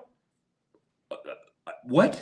So you're going to see more tyranny at every level and every element and structure of our entire existence. You're going to see that. I mean, we see it here in Utah because they're putting cameras on every city corner in the street and making a surveillance state in the name of safety. No, you're violating my liberties and freedoms because it used to be, which I think is highly illegal, third-party people putting up cameras that are giving the information to government institutions, including local law enforcement, to basically write you a ticket and collect on that tax or collect on that citation. That's just a microcosm of what's happening in every facet of your life, from healthcare. I mean, I'm trying to get healthcare right now because I'm 45 years old and I have to get a colonoscopy. I don't want a colonoscopy, but I have to get one because it's recommended now at the age of 40. I have to get a doctor to stick something up my ass. I don't want that, but I need it. And I can't even get VA to get off their ass to do that. I've been waiting a month and a half just to get the phone call to have the conversation to get the appointment to eventually get the colonoscopy. I've never desperately sought anything up my ass in my life. And it's like, this is a, again, microcosm example of the things that individual Americans, citizens, are dealing with every single day. And we think it's going to get better. It's not going to get better. In fact, it's going to get more tyrannical and it's going to get worse. I want to be optimistic, but I'm not going to stick a colonoscopy tool up your ass. I'm not going to lie to you. Quick comment, and then I want to ask you an off-script question. As far as the colonoscopy troubles you're going through, that sounds really shitty to me, by the way. So it stinks. Khalid brought up Palantir. I know you have an opinion on them, and I'm dying to hear it. And this wasn't, part of the brief or anything, but let's go down that rabbit hole for a second and give me your thoughts on Palantir. Give the audience your thoughts. It's you, Mike, on Palantir. I don't know a lot about Palantir. I thought about that when Khalid mentioned it. You have to reference Khalid for that. Okay, fair enough. They're not exactly what you would call a great company, that's for sure. Yeah, they're doing some pretty evil stuff. All right, so let's pivot into segment number 3, cracking open CBDCs, the basics of programmable cash. So CBDCs are just the Fed's digital version of the dollar, but with additional information, intelligence baked into it. It's not dumb money. It's got rules hard-coded to decide if your grocery run or your gas fill up even happens. I mean, in China, we hear these stories of people's social credit score, they jaywalked or something and they have their internet access taken away from them, those sort of things. And programmable means that every piece of currency that you have has strings attached and can expire if you don't spend them fast enough. Think of points, reward points. If you don't spend your reward points, they go away. Also, just imagine what it could potentially do to people trying to buy guns and ammunition, which what a great way for them to get around the Second Amendment. What a terrible way, really, but still. And just like everything else, they're going to pitch this as something that it's not. This is safe. We need this, and they're not going to discuss all the fine print that goes with it. So you have central banks and, the federal government basically playing God over every transaction. And we go from free spending Americans to being tracked and tamed consumers overnight. It's exactly what Mike just talked about. Like, my beef with what you just mentioned, Mike, on Venmo is my wife Cindy's had a really busy eBay store for well over 20 years now. She paid income tax on the money that she made. She paid sales tax on the things that she bought. And now she's paying income tax on selling those things on eBay because she no longer needs them. That's just straight up in it's ignorant and it's insanity. So I'll come to you first, Clede. Walk us through how a CBDC wallet would actually work day to day compared to just paying by cash. Well, let's look at the history of what CBDs are. I mean, we've always known them as cryptocurrencies, and for the past maybe 10 years, cryptocurrencies were frowned upon because this is what terrorists and drug dealers used to pay for things. So CBDs are now a creation of what crypto is. And before crypto, was the whole idea behind cryptocurrency was that it was not trackable. It was actually controlled by the market itself. The value increased because how the market traded it. So it was almost like a stock market that operated. But what you're trying to do now is you're trying to, and this we've seen, now there is a company, and I forget the company's name, that will now start to remove the anonymization of the transaction. So now every transaction you make with crypto will be tracked, which means it can be taxed. Once you're able to be taxed, all of a sudden your value of keeping that system going is gone. Number two, when you look at how CBDs are going to operate, they are going to be artificially controlled. You will no longer have a market control system. The government will set the value, and that is what the value of the CBD will be, whether it be Canadian, whether it be American, whether it be European, whether it be East Asian, whether it be Middle Eastern, the government will set the value. So now you have controlled the way finances operate. If you want to move away from the dollar and put in your own, for example, Bitcoin, you can now create a way that you can increase the value of what you're dealing with, or increase the amount of assets you hold without having precious metals, without having gold, by just increasing the value of a non-existent piece of currency.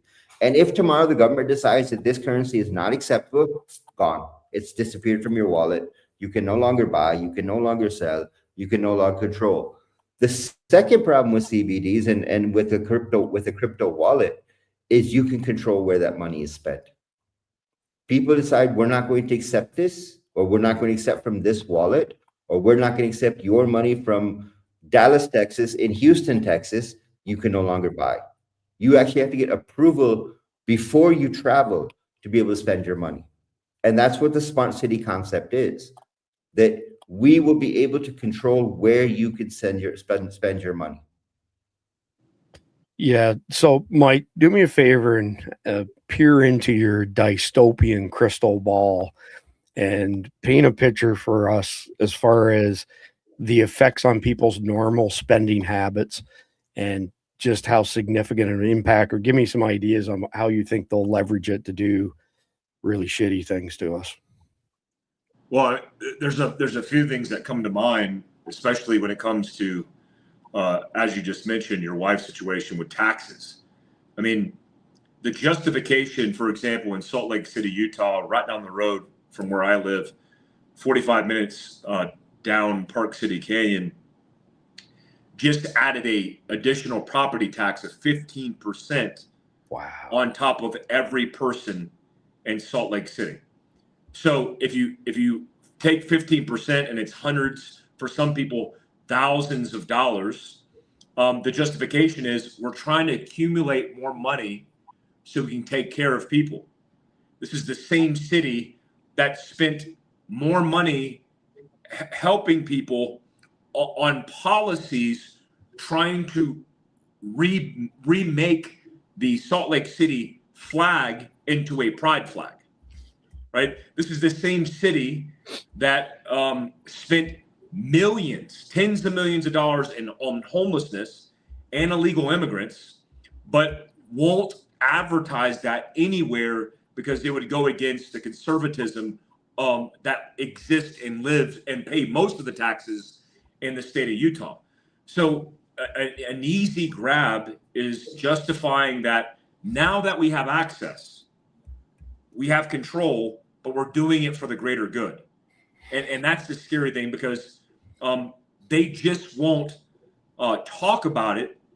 They'll make it policy, make it law, and then reach into your account and take what is theirs. Because, again, it's for the greater good. Don't you want to help your neighbor?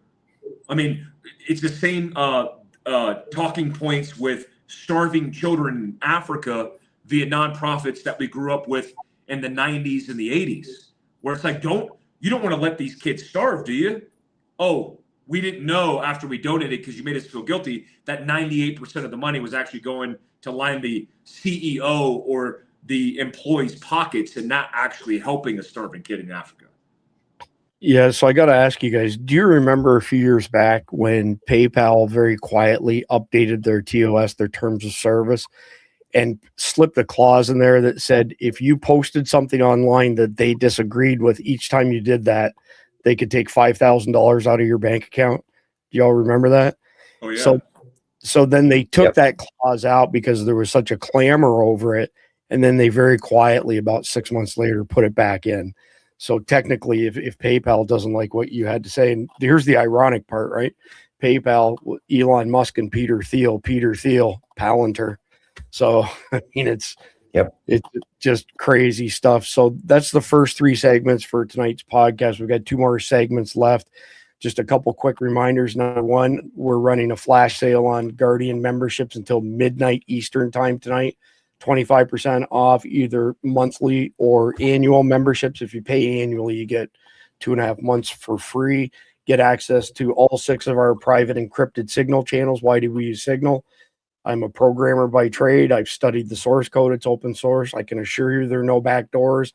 Whenever you've heard somebody say, oh, there's a vulnerability in Signal, not true. Those have been phishing attempts where somebody was socially engineered to give up their credentials. It has nothing to do with the software itself. But I've been kicked off of platforms. I've been deplatformed. I've been demonetized. I've been, strikes against me for the craziest things, like a CO2 powered rifle, training rifle. And I got dinged because they said I was promoting full automatic machine guns, which was nothing could be further from the truth. So we don't want to get censored or deplatformed. That's why we pushed everything to Signal. There's a whole bunch of other stuff that I'll cover later on in the broadcast. I want to mention our friends at wasatchwagyu.com. This stuff is like straight up crack cocaine, man. I have never had jerky like this. It is so flexible. This is my favorite, by the way, the dill pickle. And I got to tell you, this is so addictive. I'm going to put a link and a discount code in live chat. I do not get any affiliate money from these guys. As I've explained before, I don't like affiliate money because it means that I got a dog in the hunt. I don't really have a dog in the hunt with this. These guys, much like Carnival, are very generous. They pay us a stipend to offset the cost that it takes to run this show, which includes things like $4,700 a month in software. And by the way, I just got a huge order of Carnival came in, and I paid for it, by the way, just so you know. And this is actually 6 servings of their beef. You can see how it's all vacuum sealed, how small it is. 6 ounces, reconstitute it 5 to 10 minutes. Pro tip, put a bit of salt or a bouillon cube in the water, and you've got kick-ass, awesome, 100% American beef, no mRNA, no antibiotics, no histamines. go to Mike Glover's YouTube and watch his cooking video. It's funny as all get out. So it's hilarious. And he's a much better cook than I am, by the way.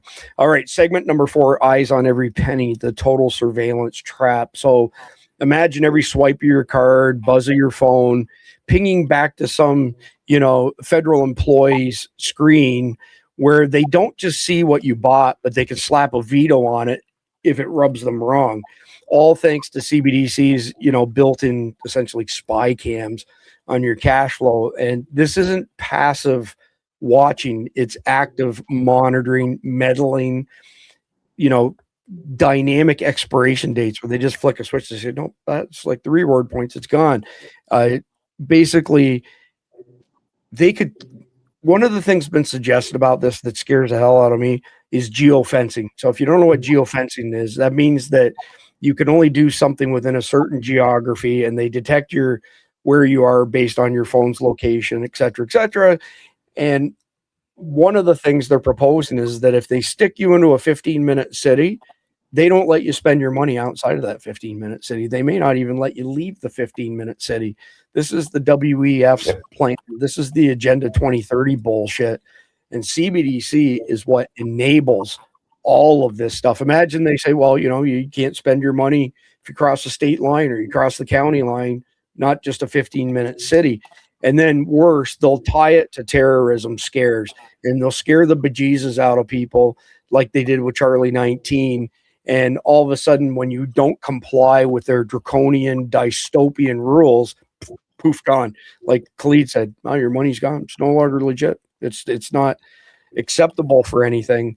And you're essentially, all of us would be, subject to some pencil pushing federal bureaucrat who, has a chip on their shoulder and is pissed off because they make $100,000 a year and you're trying to spend $100,000, $50,000, $100, $20, doesn't matter, on something that they can't afford. And they go, no, deny. We're not even just talking AI here. We're talking physically people interjecting themselves into your purchase. So, Mike, coming back to you first, I'm curious what your thoughts are on, just how far they roll with this. I mean, would they flag things like small purchases, in your opinion, like you go get a coffee and a sandwich, or just big ticket stuff, or somewhere in between that you think they would use this against people? The most probable situation is going to be the collusion with private industry, as we've seen in the past. And, I myself lost my Shopify account. I was told I got 48 hours or they're going to completely delete everything. I lost my merchant service account. I lost my social media accounts. I lost basically my entire business and everything affiliated in 48 hours based on one analyst saying I was potentially training a militia violent extremist organization because I was teaching people preparedness. And so if you just take that as an example of what is to come, well, if they're colluding with organizations, like you said, like your vehicle, your vehicle has the ability to geotag your location, monitor speed, monitor doors. And the CIA just came out recently with a whistleblower who said the CIA has the ability through that back door into your vehicle via SATCOM to be able to shut down your vehicle. To even, the example he used as a career CIA officer is to crash you into a tree and make it look like you killed yourself or you had an accident. So if the government now has all the access in justification for whatever, like Khalid mentioned, the 2.0 version of this, then they could justify anything, collude with private industry, and then take all the control. You don't pay a speeding ticket, we'll just shut down your vehicle in your driveway. You're not wearing your seatbelt, you can't even get the car to go down the road. And it's only a matter of time. Each opportunity they have to grab and take control, they will, and they're doing it every single day. Well, I don't know if it's changed. Maybe you guys know. Yeah, by the way, I can't even look at this stuff without eating. I have to eat it. It doesn't last, but a couple minutes went around. Don't laugh. Ask Mike. Mike. crack. It's I've eaten, no joke, I've eaten 6 of them today. That's a serious problem. I'm going to need like a debt. I've never need credit. I've never done crack or anything like it, but it's got to be something like this because I can't sit by it. Like it's unbelievable. So of course now I've completely lost my train of thought. But all right, we'll come to you on this, Khalid. I had a question for you, Mike. I'm sure it'll come back to me in just a minute, but give me I know what I was going to say is I don't know if this has been changed or not. I don't think it has, but the Biden installation passed a regulation that said that all cars in 2026, all new cars have to have a remote off switch. So I don't know if that's been dropped or not, but that's pretty scary stuff that backs up what you were saying. So coming to you on this, Khalid, give me a gut check. Give our audience a gut check on this. It's essentially programmable money. Could just straight up block purchases, not because of who you are, not because of what you're doing, but because a national emergency has been declared. Oh, it's not just national emergencies. I mean, look, you can actually turn around and say that, well, you are outside of the 10-mile range they've given you to be able to shop in. So your money's no good. You can't even shop. You literally have to call, like you do with a credit card, where you'd have to call up customer service and say, listen, I'm traveling. I need to book a hotel room. Can you approve my purchase so I can book a hotel room for the night, or I can buy a plane ticket? And then you'll go through a series of questions. Why do you need to travel? Where are you going? What are you there for? The database that gets built because of this is unbelievable. And Mike's absolutely right. When you give this kind of control to a government, you have given away your freedom, because now it becomes, well, and I'll do it this way. There are a number of platforms that we cannot use because of the type of company we are.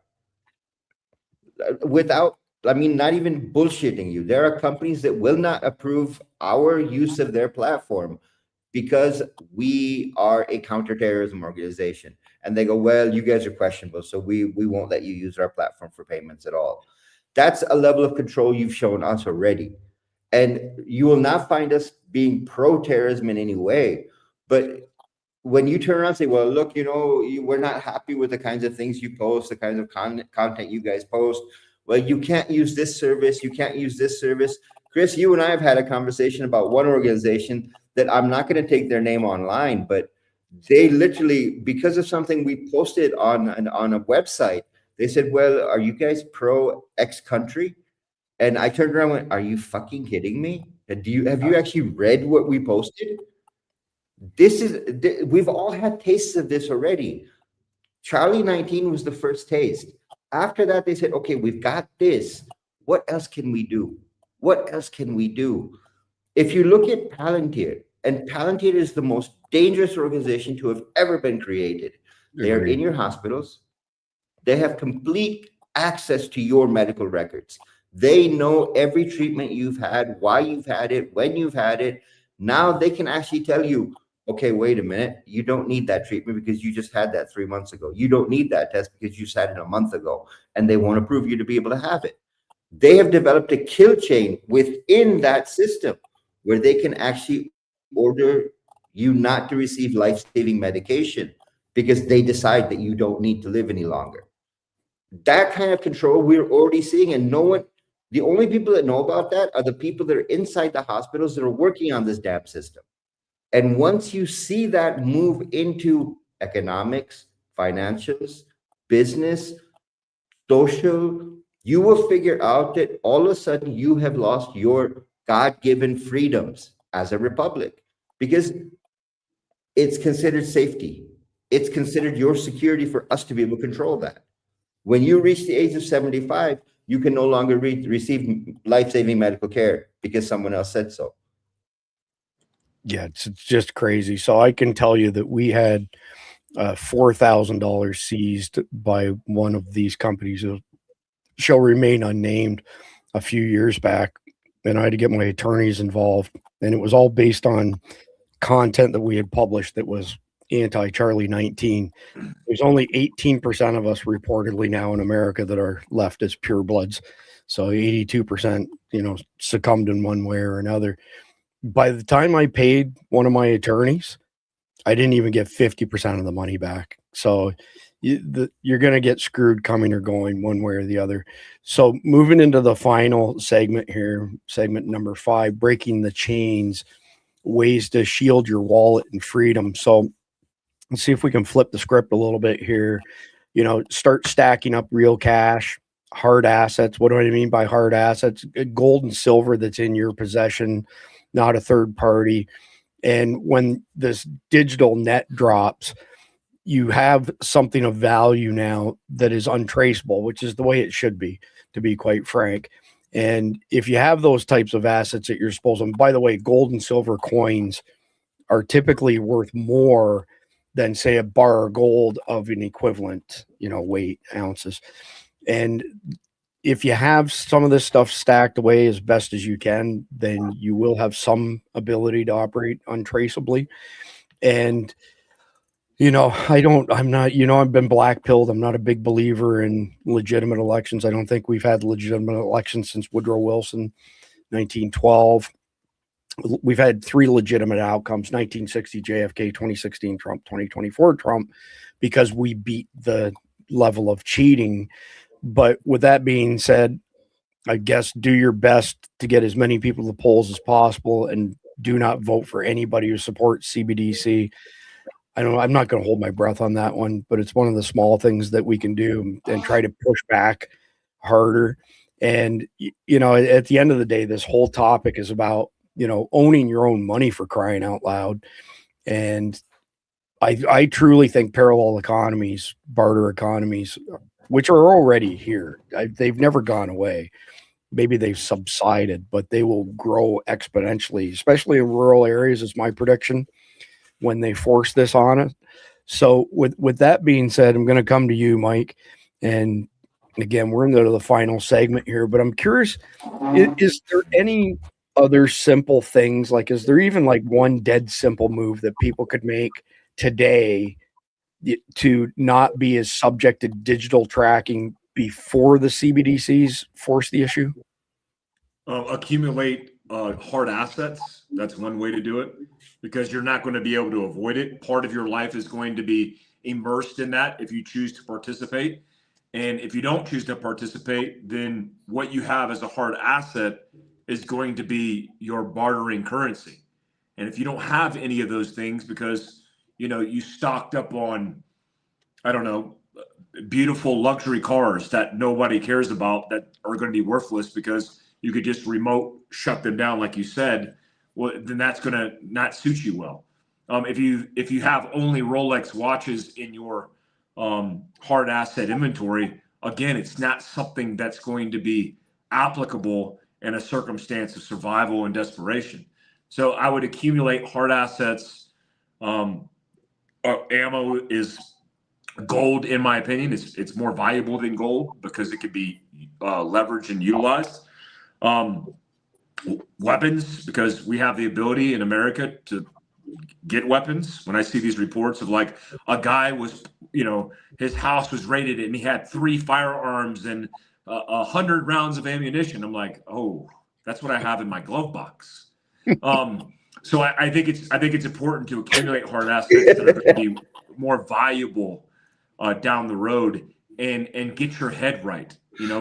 Wrap your head around what that looks like in the future when everything in your house, in your life, is tethered to an institution, figuratively and literally. Really interesting thoughts, Mike. I mean, while you were saying that, I'm thinking about Mags & Co. ammo. I know they sent you some as well, and I've had a chance to shoot it. It's good ammo, but this one's not open. The other one is.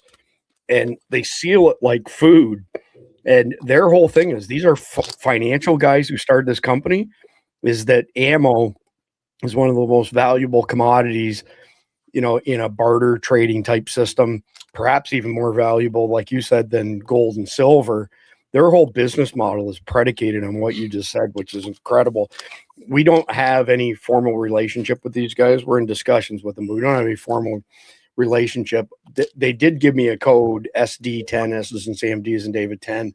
Megs & Co. is the name of the company.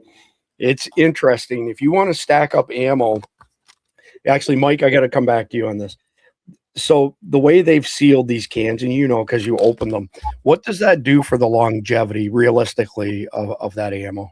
It's everything. I mean, I manage ammo supply points for a living as a weapons specialist, and anything that was in open air. I mean, if you take ammo, I have a room full of it next to me. If you take ammo in any condition and it's not sealed, it's going to decay over time. And what's mostly going to be impacted is primer and powder. And you need those obviously to combust in order for that round to leave the barrel. So it's a genius idea. It's also an awesome opportunity for you to train and then stockpile and then use the front end like we talk about. And, you know, like, we all got bags of these. Like when I talk about like food storage, I talk about like, hey, use the front end supply. Don't get an MRE because you're going to not poop for 5 days and it's going to cause you a lot of issues and it's not healthy. Eat what you enjoy, eat the front end, and then resupply the back end. So if that's the case with your ammunition, you know, your investment is going to be on your shelf. And in the case of ammo, just like in the case of this, you're going to be reaping the benefits of that investment by training on the front end of that stockpile and then having air sealed ammo on the back end. I think it's a genius idea. I wish I would have thought about it and I would have had an ammo company. Yeah, it's pretty interesting for sure. And well said as per usual. I'm feeling bad for Cleater. I'm feeling like, you know, he's been excluded from the carnival. You guys all have this carnival. I don't get it. And I'm still waiting, man. I got an email while we were online here, and I'll just say Jeanette. I won't give you the last name, but well, Chris, we bought Carnival because we wanted to support the companies that support you, and we love it. Here's my take on Carnival per your request in the Guardians chat. We bought Carnival for emergency. Turns out the real threat was running out because we ate our entire order in less than a week and needed to restock. Easy, delicious, dangerously convenient. Oh my God.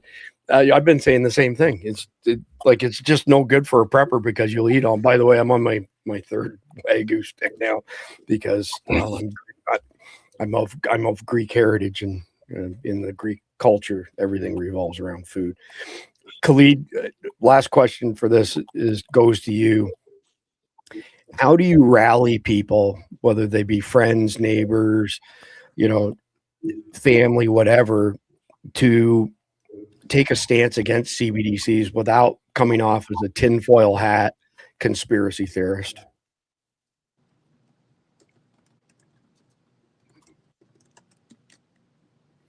That's all you, Khalid. Oh, I think Khalid is frozen up. Or he's pretending. Good way to avoid the question. No, unfortunately, he's seized up. So I'll ask you that question, Mike. You know, how do you rally people to take a stand against this without being perceived to be a tinfoil hat type dude? I think it's preparation. I mean, it's all the things that we talk about in preparation. We are preparing. Like, I've always had this idea that preparation, one, should be fun. Like if you prepare for the outdoors, for example, because you want to go hunting, you want to go on a hike, you want to be outdoors, you have to do some level of preparedness. And if it just benefits you in the worst case scenario, well, it's just an added benefit, right? So we want to make it semi-convenient. This is not one of those cases. I think when you look at convenience and optimization and comfortability, that's one thing. When you look at like planning for the worst case scenario, which this is a entire different thing. So yeah, buy into the, like, you know, get the overland rig because you could recreate and also be prepared, but also buy into you might have to level up beyond your level of preparedness to account for these type of situations, this terrorist attack, this 2.0, the financial constraints, the institutions taking over and control. So I'm most worried about these type of issues because I see tyrannical patterns of behavior in countries that were allies forever, Australia, Canada, and the UK. And a lot of that is coming to our shores. Yeah, I hate how prescient you are on this stuff, to be honest with you, because I mean, it's none of it's a good picture, right? So Manly, for crying out loud, this guy is so generous, Mike. He's constantly giving us, $50, $100 tips. Yeah, I can hear you, Mike. You can't hear me? No, I can't hear you.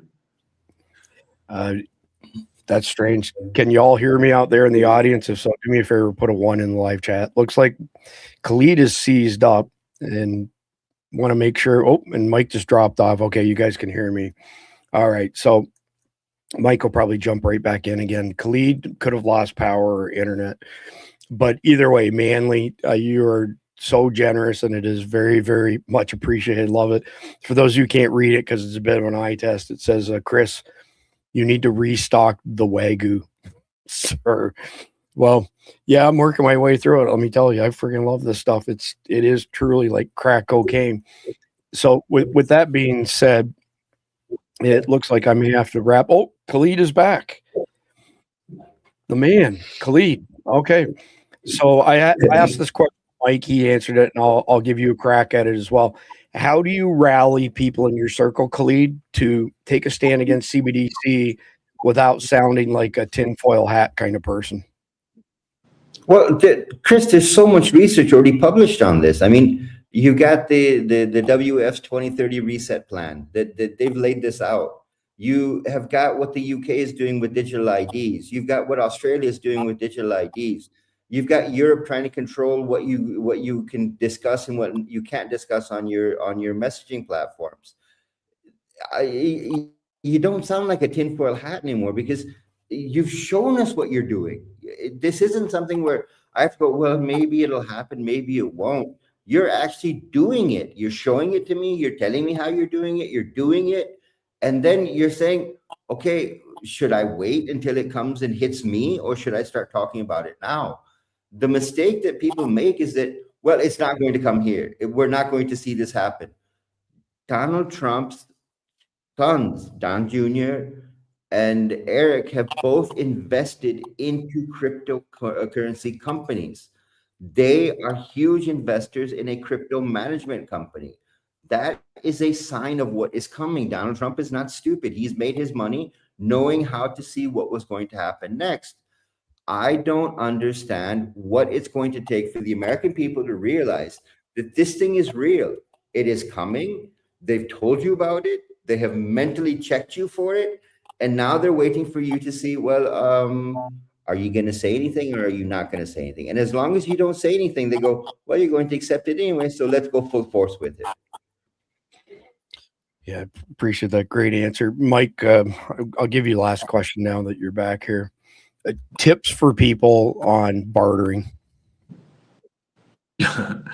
Bartering is my favorite thing to do. I used to do in Afghanistan. Every country I've been in, especially in the Middle East, it's a way of life. One, it's set an objective, but also understand that bartering is building a relationship. It's not a transaction. And that's why it's so ingrained in the culture overseas, because you go out to a market, it's about meeting with friends, talking about family, meeting new people, building relationships, and then the transaction is just the afterthought. So the benefit is all the things that I just described. So be willing to go into it in conversation, build rapport before you handle business, and then be prepared with an end objective of what you want to achieve, but also be flexible, because bartering is about taking losses as well as taking wins. I barter all the time because I'm addicted to Facebook Marketplace, but bartering with Americans is pretty funny because Americans tend to get really offended when you try to barter or negotiate with anything, because they're so used to definitive consumerism. Their more accustomed to walking into a place and the price is what it is. And if it's more expensive, it seems like more value. And that's just not how the rest of the world works. And we need to get used to that. Yeah, that's a really interesting observation, Mike, and I appreciate that. So we are almost at the end of this broadcast. This is one of my favorite times. 3, 2, 1. All right, so we're going to go into the Carnival Hero of the Night. I definitely want to hear both of your thoughts on this. This is the cop who shot the father out of the 2 jihadis in Australia. Give that man a beer. The policeman who shot the Bondi Beach terrorist has been identified as local detective Cesar Barraza, firing from about 40 meters away. He killed Sajid 50 and wounded Naveed 24. Good drills, detective. Khalid, your thoughts first and foremost. A pretty decent shot from what, maybe 120 feet? Does that work out to? Ish. Yeah. Thoughts in general on I lost your sound there for a second, Chris. I didn't hear the whole question. Can you hear me now? Looks like Yeah, I can hear you now. I can hear you now. Yep.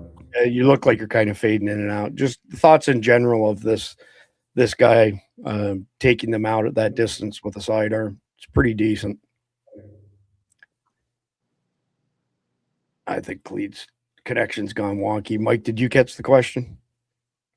Yeah, I'm good. I'm just waiting for Khalid to come back in. He's froze up again. So, I mean, you're a weapons expert, trainer, so on and so forth. That's a pretty good shot under stress. Yeah, it's a good shot, but just being a realist in this situation, I just did a reacts that I just posted right when we started this broadcast on my YouTube channel. There was also 2 police officers that hid behind a car, even one who apparently surrendered by holding their hands up because they were facing the arms of the terrorist. But that's typically how it works. You're going to have people who step up, pick up the sword, and go to work, and you're going to have people who cower underneath cars in the fetal position. But like we always say, when seconds count, first responders are minutes away. Unfortunately, 15 people lost their lives before one of the suspects became the 16th person that was killed. Well, yeah, since you brought this up, thoughts on those law enforcement officers, the women law enforcement officers, trying to take cover behind the trunk of a car instead of the engine. Yeah, I always tell people stay away from cars, period, because it turns a bad shooter or a bad marksman into a great one, because now the target is massive and then it could fire for effect. They could see the impact of the rounds and then maneuver the gun in the direction of where you are. Second to that, everything is thin sheet steel that bullets go through like butter. It could fragment the round, it could spoil the round, but you're going to be a big target, not behind a lot of cover. And if you ever look at a vehicle, a lot of people say get behind the A pillar. As a reminder, the A pillar, which isn't the threshold of the A pillar, which is the metal surrounding it. The A pillar is about this big, and is made of reinforced steel to prevent the crushing of the car in a rollover. So a vehicle is a bad idea altogether. Look, law enforcement officers, just like any profession, not everybody's created equal. There are law enforcement officers who sat outside of a classroom while 20 plus students and teachers died in a shooting and did nothing about it. And there are other officers like this guy who ran to the sound of gunfire and did what he had to do at distance with a pistol. Yeah, agreed. I see somebody said in the audience, not sure what 40 meters is. A meter, if memory serves me right, is approximately 3 inches longer than a yard, so 39 inches. So it's somewhere just north of 120 feet with a sidearm. Good shot, decent shot under stress. Dying to hear your opinion on this one, Mike. This is a great video. I was up, of course, Dark 30. I think I posted in the Signal chat, at, I don't know, dark 30 this morning. And then I saw a whole bunch of other people posted in the Guardian chat as well, just because it's pretty spectacular. I don't know if you've seen this or not, but stay situationally aware and stay undefeated in life. He read the body language, he saw the intent, and he matched the energy instantly. The robber thought he had found a victim, but realized in 0.5 seconds he had found an equal. So this is the co-hero of the day. That shit might fly in the city. Good luck, try that in a small town. See how far you make it down the road. Around here we take care of our own. You cross that line, it won't take long for you to find out. I reckon. And Mike, being a creator yourself, you know that we just got a copyright violation for that, but I don't really care. But I would like to hear you dissect the video. Well, it's apparent that he was reading body language with an intent, and the person was looking around suspiciously, locked up in a very weird posture, also not moving and not interacting like a normal person would. And we always say action is faster than reaction. So what did he do? He just had the indication of the slightest movement, and he committed, and he flipped this switch. In the example of flipping the switch, it's your commitment to the fight. There are no takebacks. You can't stop that switch. And so it's why we teach responsible carry of a firearm for a civilian, because your job is not to draw your pistol and lock down the person and say freeze, because you're not a peace officer. But if you see a action that needs to be met with a slower reaction, that might be your only opportunity to survive. And he did that, and he did it really well. Yeah, he sure did. So the last article is the reader submitted article of the day, and I can't remember for the life of me who submitted this. Yeah, it was anonymous, actually. I'm not going to play it because there's still some confusion now as to whether or not this guy was actually the shooter at Brown University or not. So we're going to skip on past that. We're going to go straight to the conflicted question. So Morgan had stored away supplies for his family in case of an emergency. Besides food, water, and medication, what are some of the essential items families should store away in case they need it but can't buy it? Boy, talk about being in your wheelhouse, Mike. Roll with that. We just explained it, and I'm not going to divert off of that because I think it's the most important thing. It's security, and it's ammo and guns. The interesting thing about guns, as we think about it in preparedness, we don't think about outfitting our family with firearms often. We think about self-defense. And I think self-defense can be selfish a lot of times because we think about the best firearm, we think about the best training courses, we do all the things that are necessary, but we're worried about protecting ourselves. And the justification is, because I'm a protector and defender for your family. Well, if you are, you'd be a force multiplier. A force multiplier enhances his family's capability by teaching them, mentoring them, and then also supplying them. So you might want to think that way in this worst case scenario, because you're going to need to have somebody watch your six, preferably your wife, your son, your children if of age.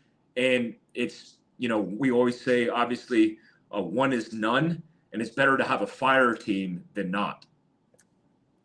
Yeah, awesome answer as always, Mike. I mean, like I said, there couldn't be more in your wheelhouse. I would add to it that every time we do a poll, by the way, Mike, when I send out email polls and ask people beyond food, water, and shelter, what are your top priorities? Comms and being able to defend themselves typically are right there, flip back and forth. And, comms is a passion of mine. It's Dr. Mike and I have spent about $35,000 out of our own money on this upcoming series we're doing on shortwave HF down to business class, everything in between. And we did it because of the polls. So I would add comms to this. Make sure that you have backups of your backups of your backups. How many layers of comms do you think people should have, Mike? It's a minimum of 4. It's basically lined out in an acronym called PACE, which is primary, alternate, contingency, and emergency. And redundancy, it isn't just the worst case, it's the backup, because we know Murphy's Law, your primary is going to go down. And when it does, you better have a backup and then backup to the backup and an emergency backup to the backup to the backup. Hey, just out of curiosity, like when you were on missions, like combat missions and firefights, how many times did comms break down or just not work? I've heard people say that when y'all were using Iridium in Afghanistan, it just didn't work worth a shit. Yeah, I've told stories on Mike Ritland's podcast that just posted on Tuesday about me being pinned down on a rooftop and us trying to get comms with a F-16 fast mover that misidentified us because we heard the call as potential enemy combatants. Wow. And we were actually the good guys trying to kill the bad guys. And in that, we were communicating in the blind, had no ability to transmit. And that was a precarious circumstance. So it happens.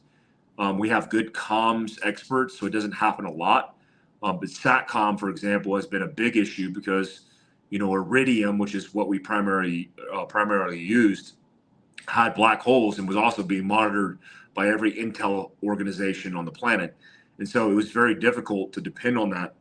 In fact, just a tidbit of information, Mike Murphy, who posthumously was awarded the Medal of Honor, was out in the open trying to make SATCOMs, because you have to have a clear view of the sky, when he was killed during that fateful operation, now known as the Lone Survivor situation, where him and Marcus Luttrell and two other Navy SEALs were in a hellacious gunfight, and Marcus was the only one to survive.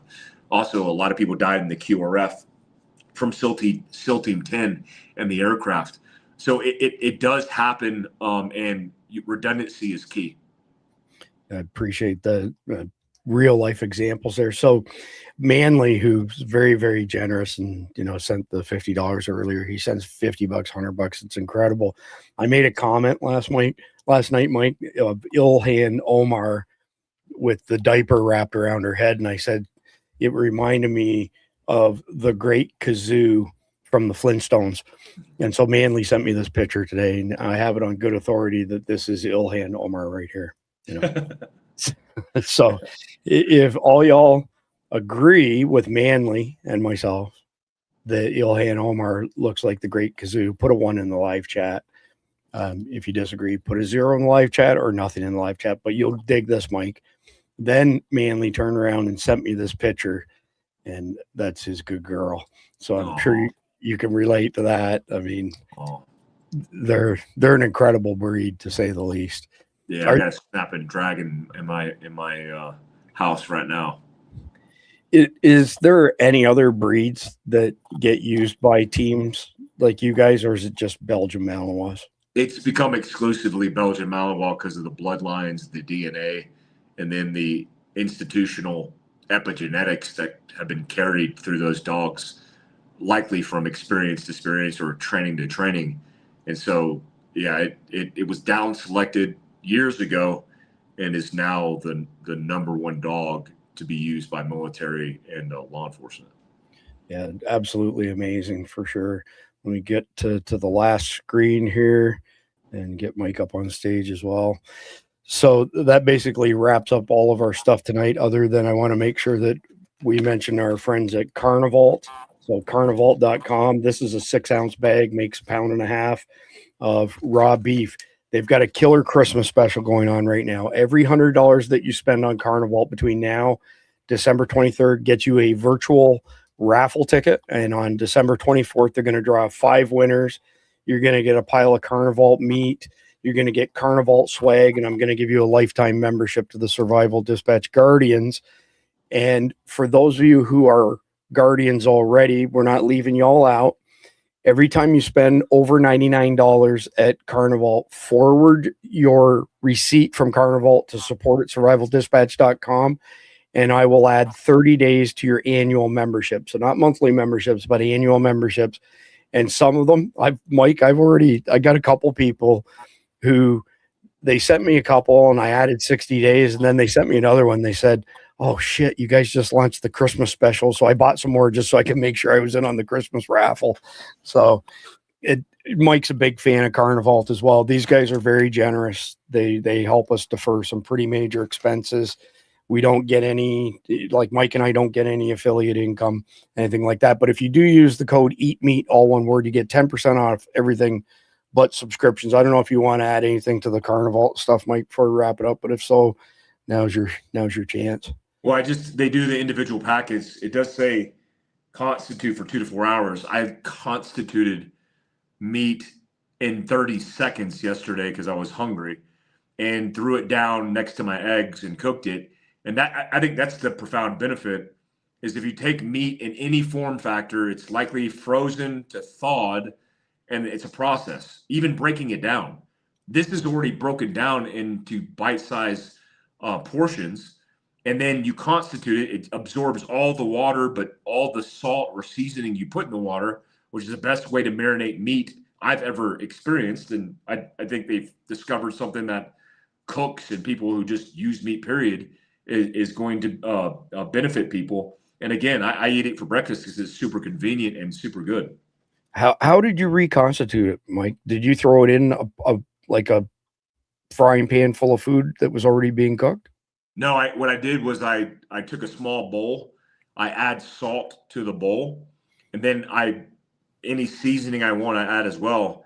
Then I put the meat inside of it, stir it. It soaks up half the water that I put into it, drain the water, then throw it in the skillet with butter, and it immediately cooks it. And it's just profound because it's not just 25-year shelf life meat. It's actually the best way to prepare and eat meat just normally. And so, like, if you have protein in your fridge or your freezer, this is like the most convenient protein I've ever had. It's also one of the best tasting proteins I've ever had. In addition to that, it's 25-year shelf life food, which is, again, super impressed with the brand, which is why we talk about them so much. But it's like, if you're just eating meat, period, you don't need it for 25 years. You could actually have it for dinner. And I think it's super convenient and super good. How long does Carnival last in your home? Because it doesn't last here. It does. It honestly doesn't, man. I need a line of credit. I need a monthly meat supply is what I need. Well, you have to split that with our friends. You know, Greg personally, you trained him, wasatchwagyu.com. This one, by the way, the ghost pepper, I like hot stuff. And my wife, she's like, yeah, it's not really that hot. And I took a bite and I was like, are you freaking crazy? Oh, yeah, I'm sweating. That's the one I have the most of because I do the dill ones as well. The dill's off the chain good. But, well, I appreciate your insight tonight and your time as usual. Mike, last reminder, survivaldispatch.news. What do we got here? About 2.5 hours and our flash sale on memberships ends. So over the next 2.5 hours, 25% off monthly or annual memberships, and we'll get you into our extremely crazy busy Guardian chat amongst the other Signal channels. 12,000 messages a week might go through one channel, just the Guardians channel. That's an average. When there's crazy shit going on, it's even more than that. But other than that, we will be back tomorrow night. So Jeff, Randy, and myself, Khalid will be back Friday night. But we'll be back tomorrow night to talk AI-driven surveillance. And it's going to be a pretty interesting topic. But between now and then, please like, share, comment, subscribe. God bless America.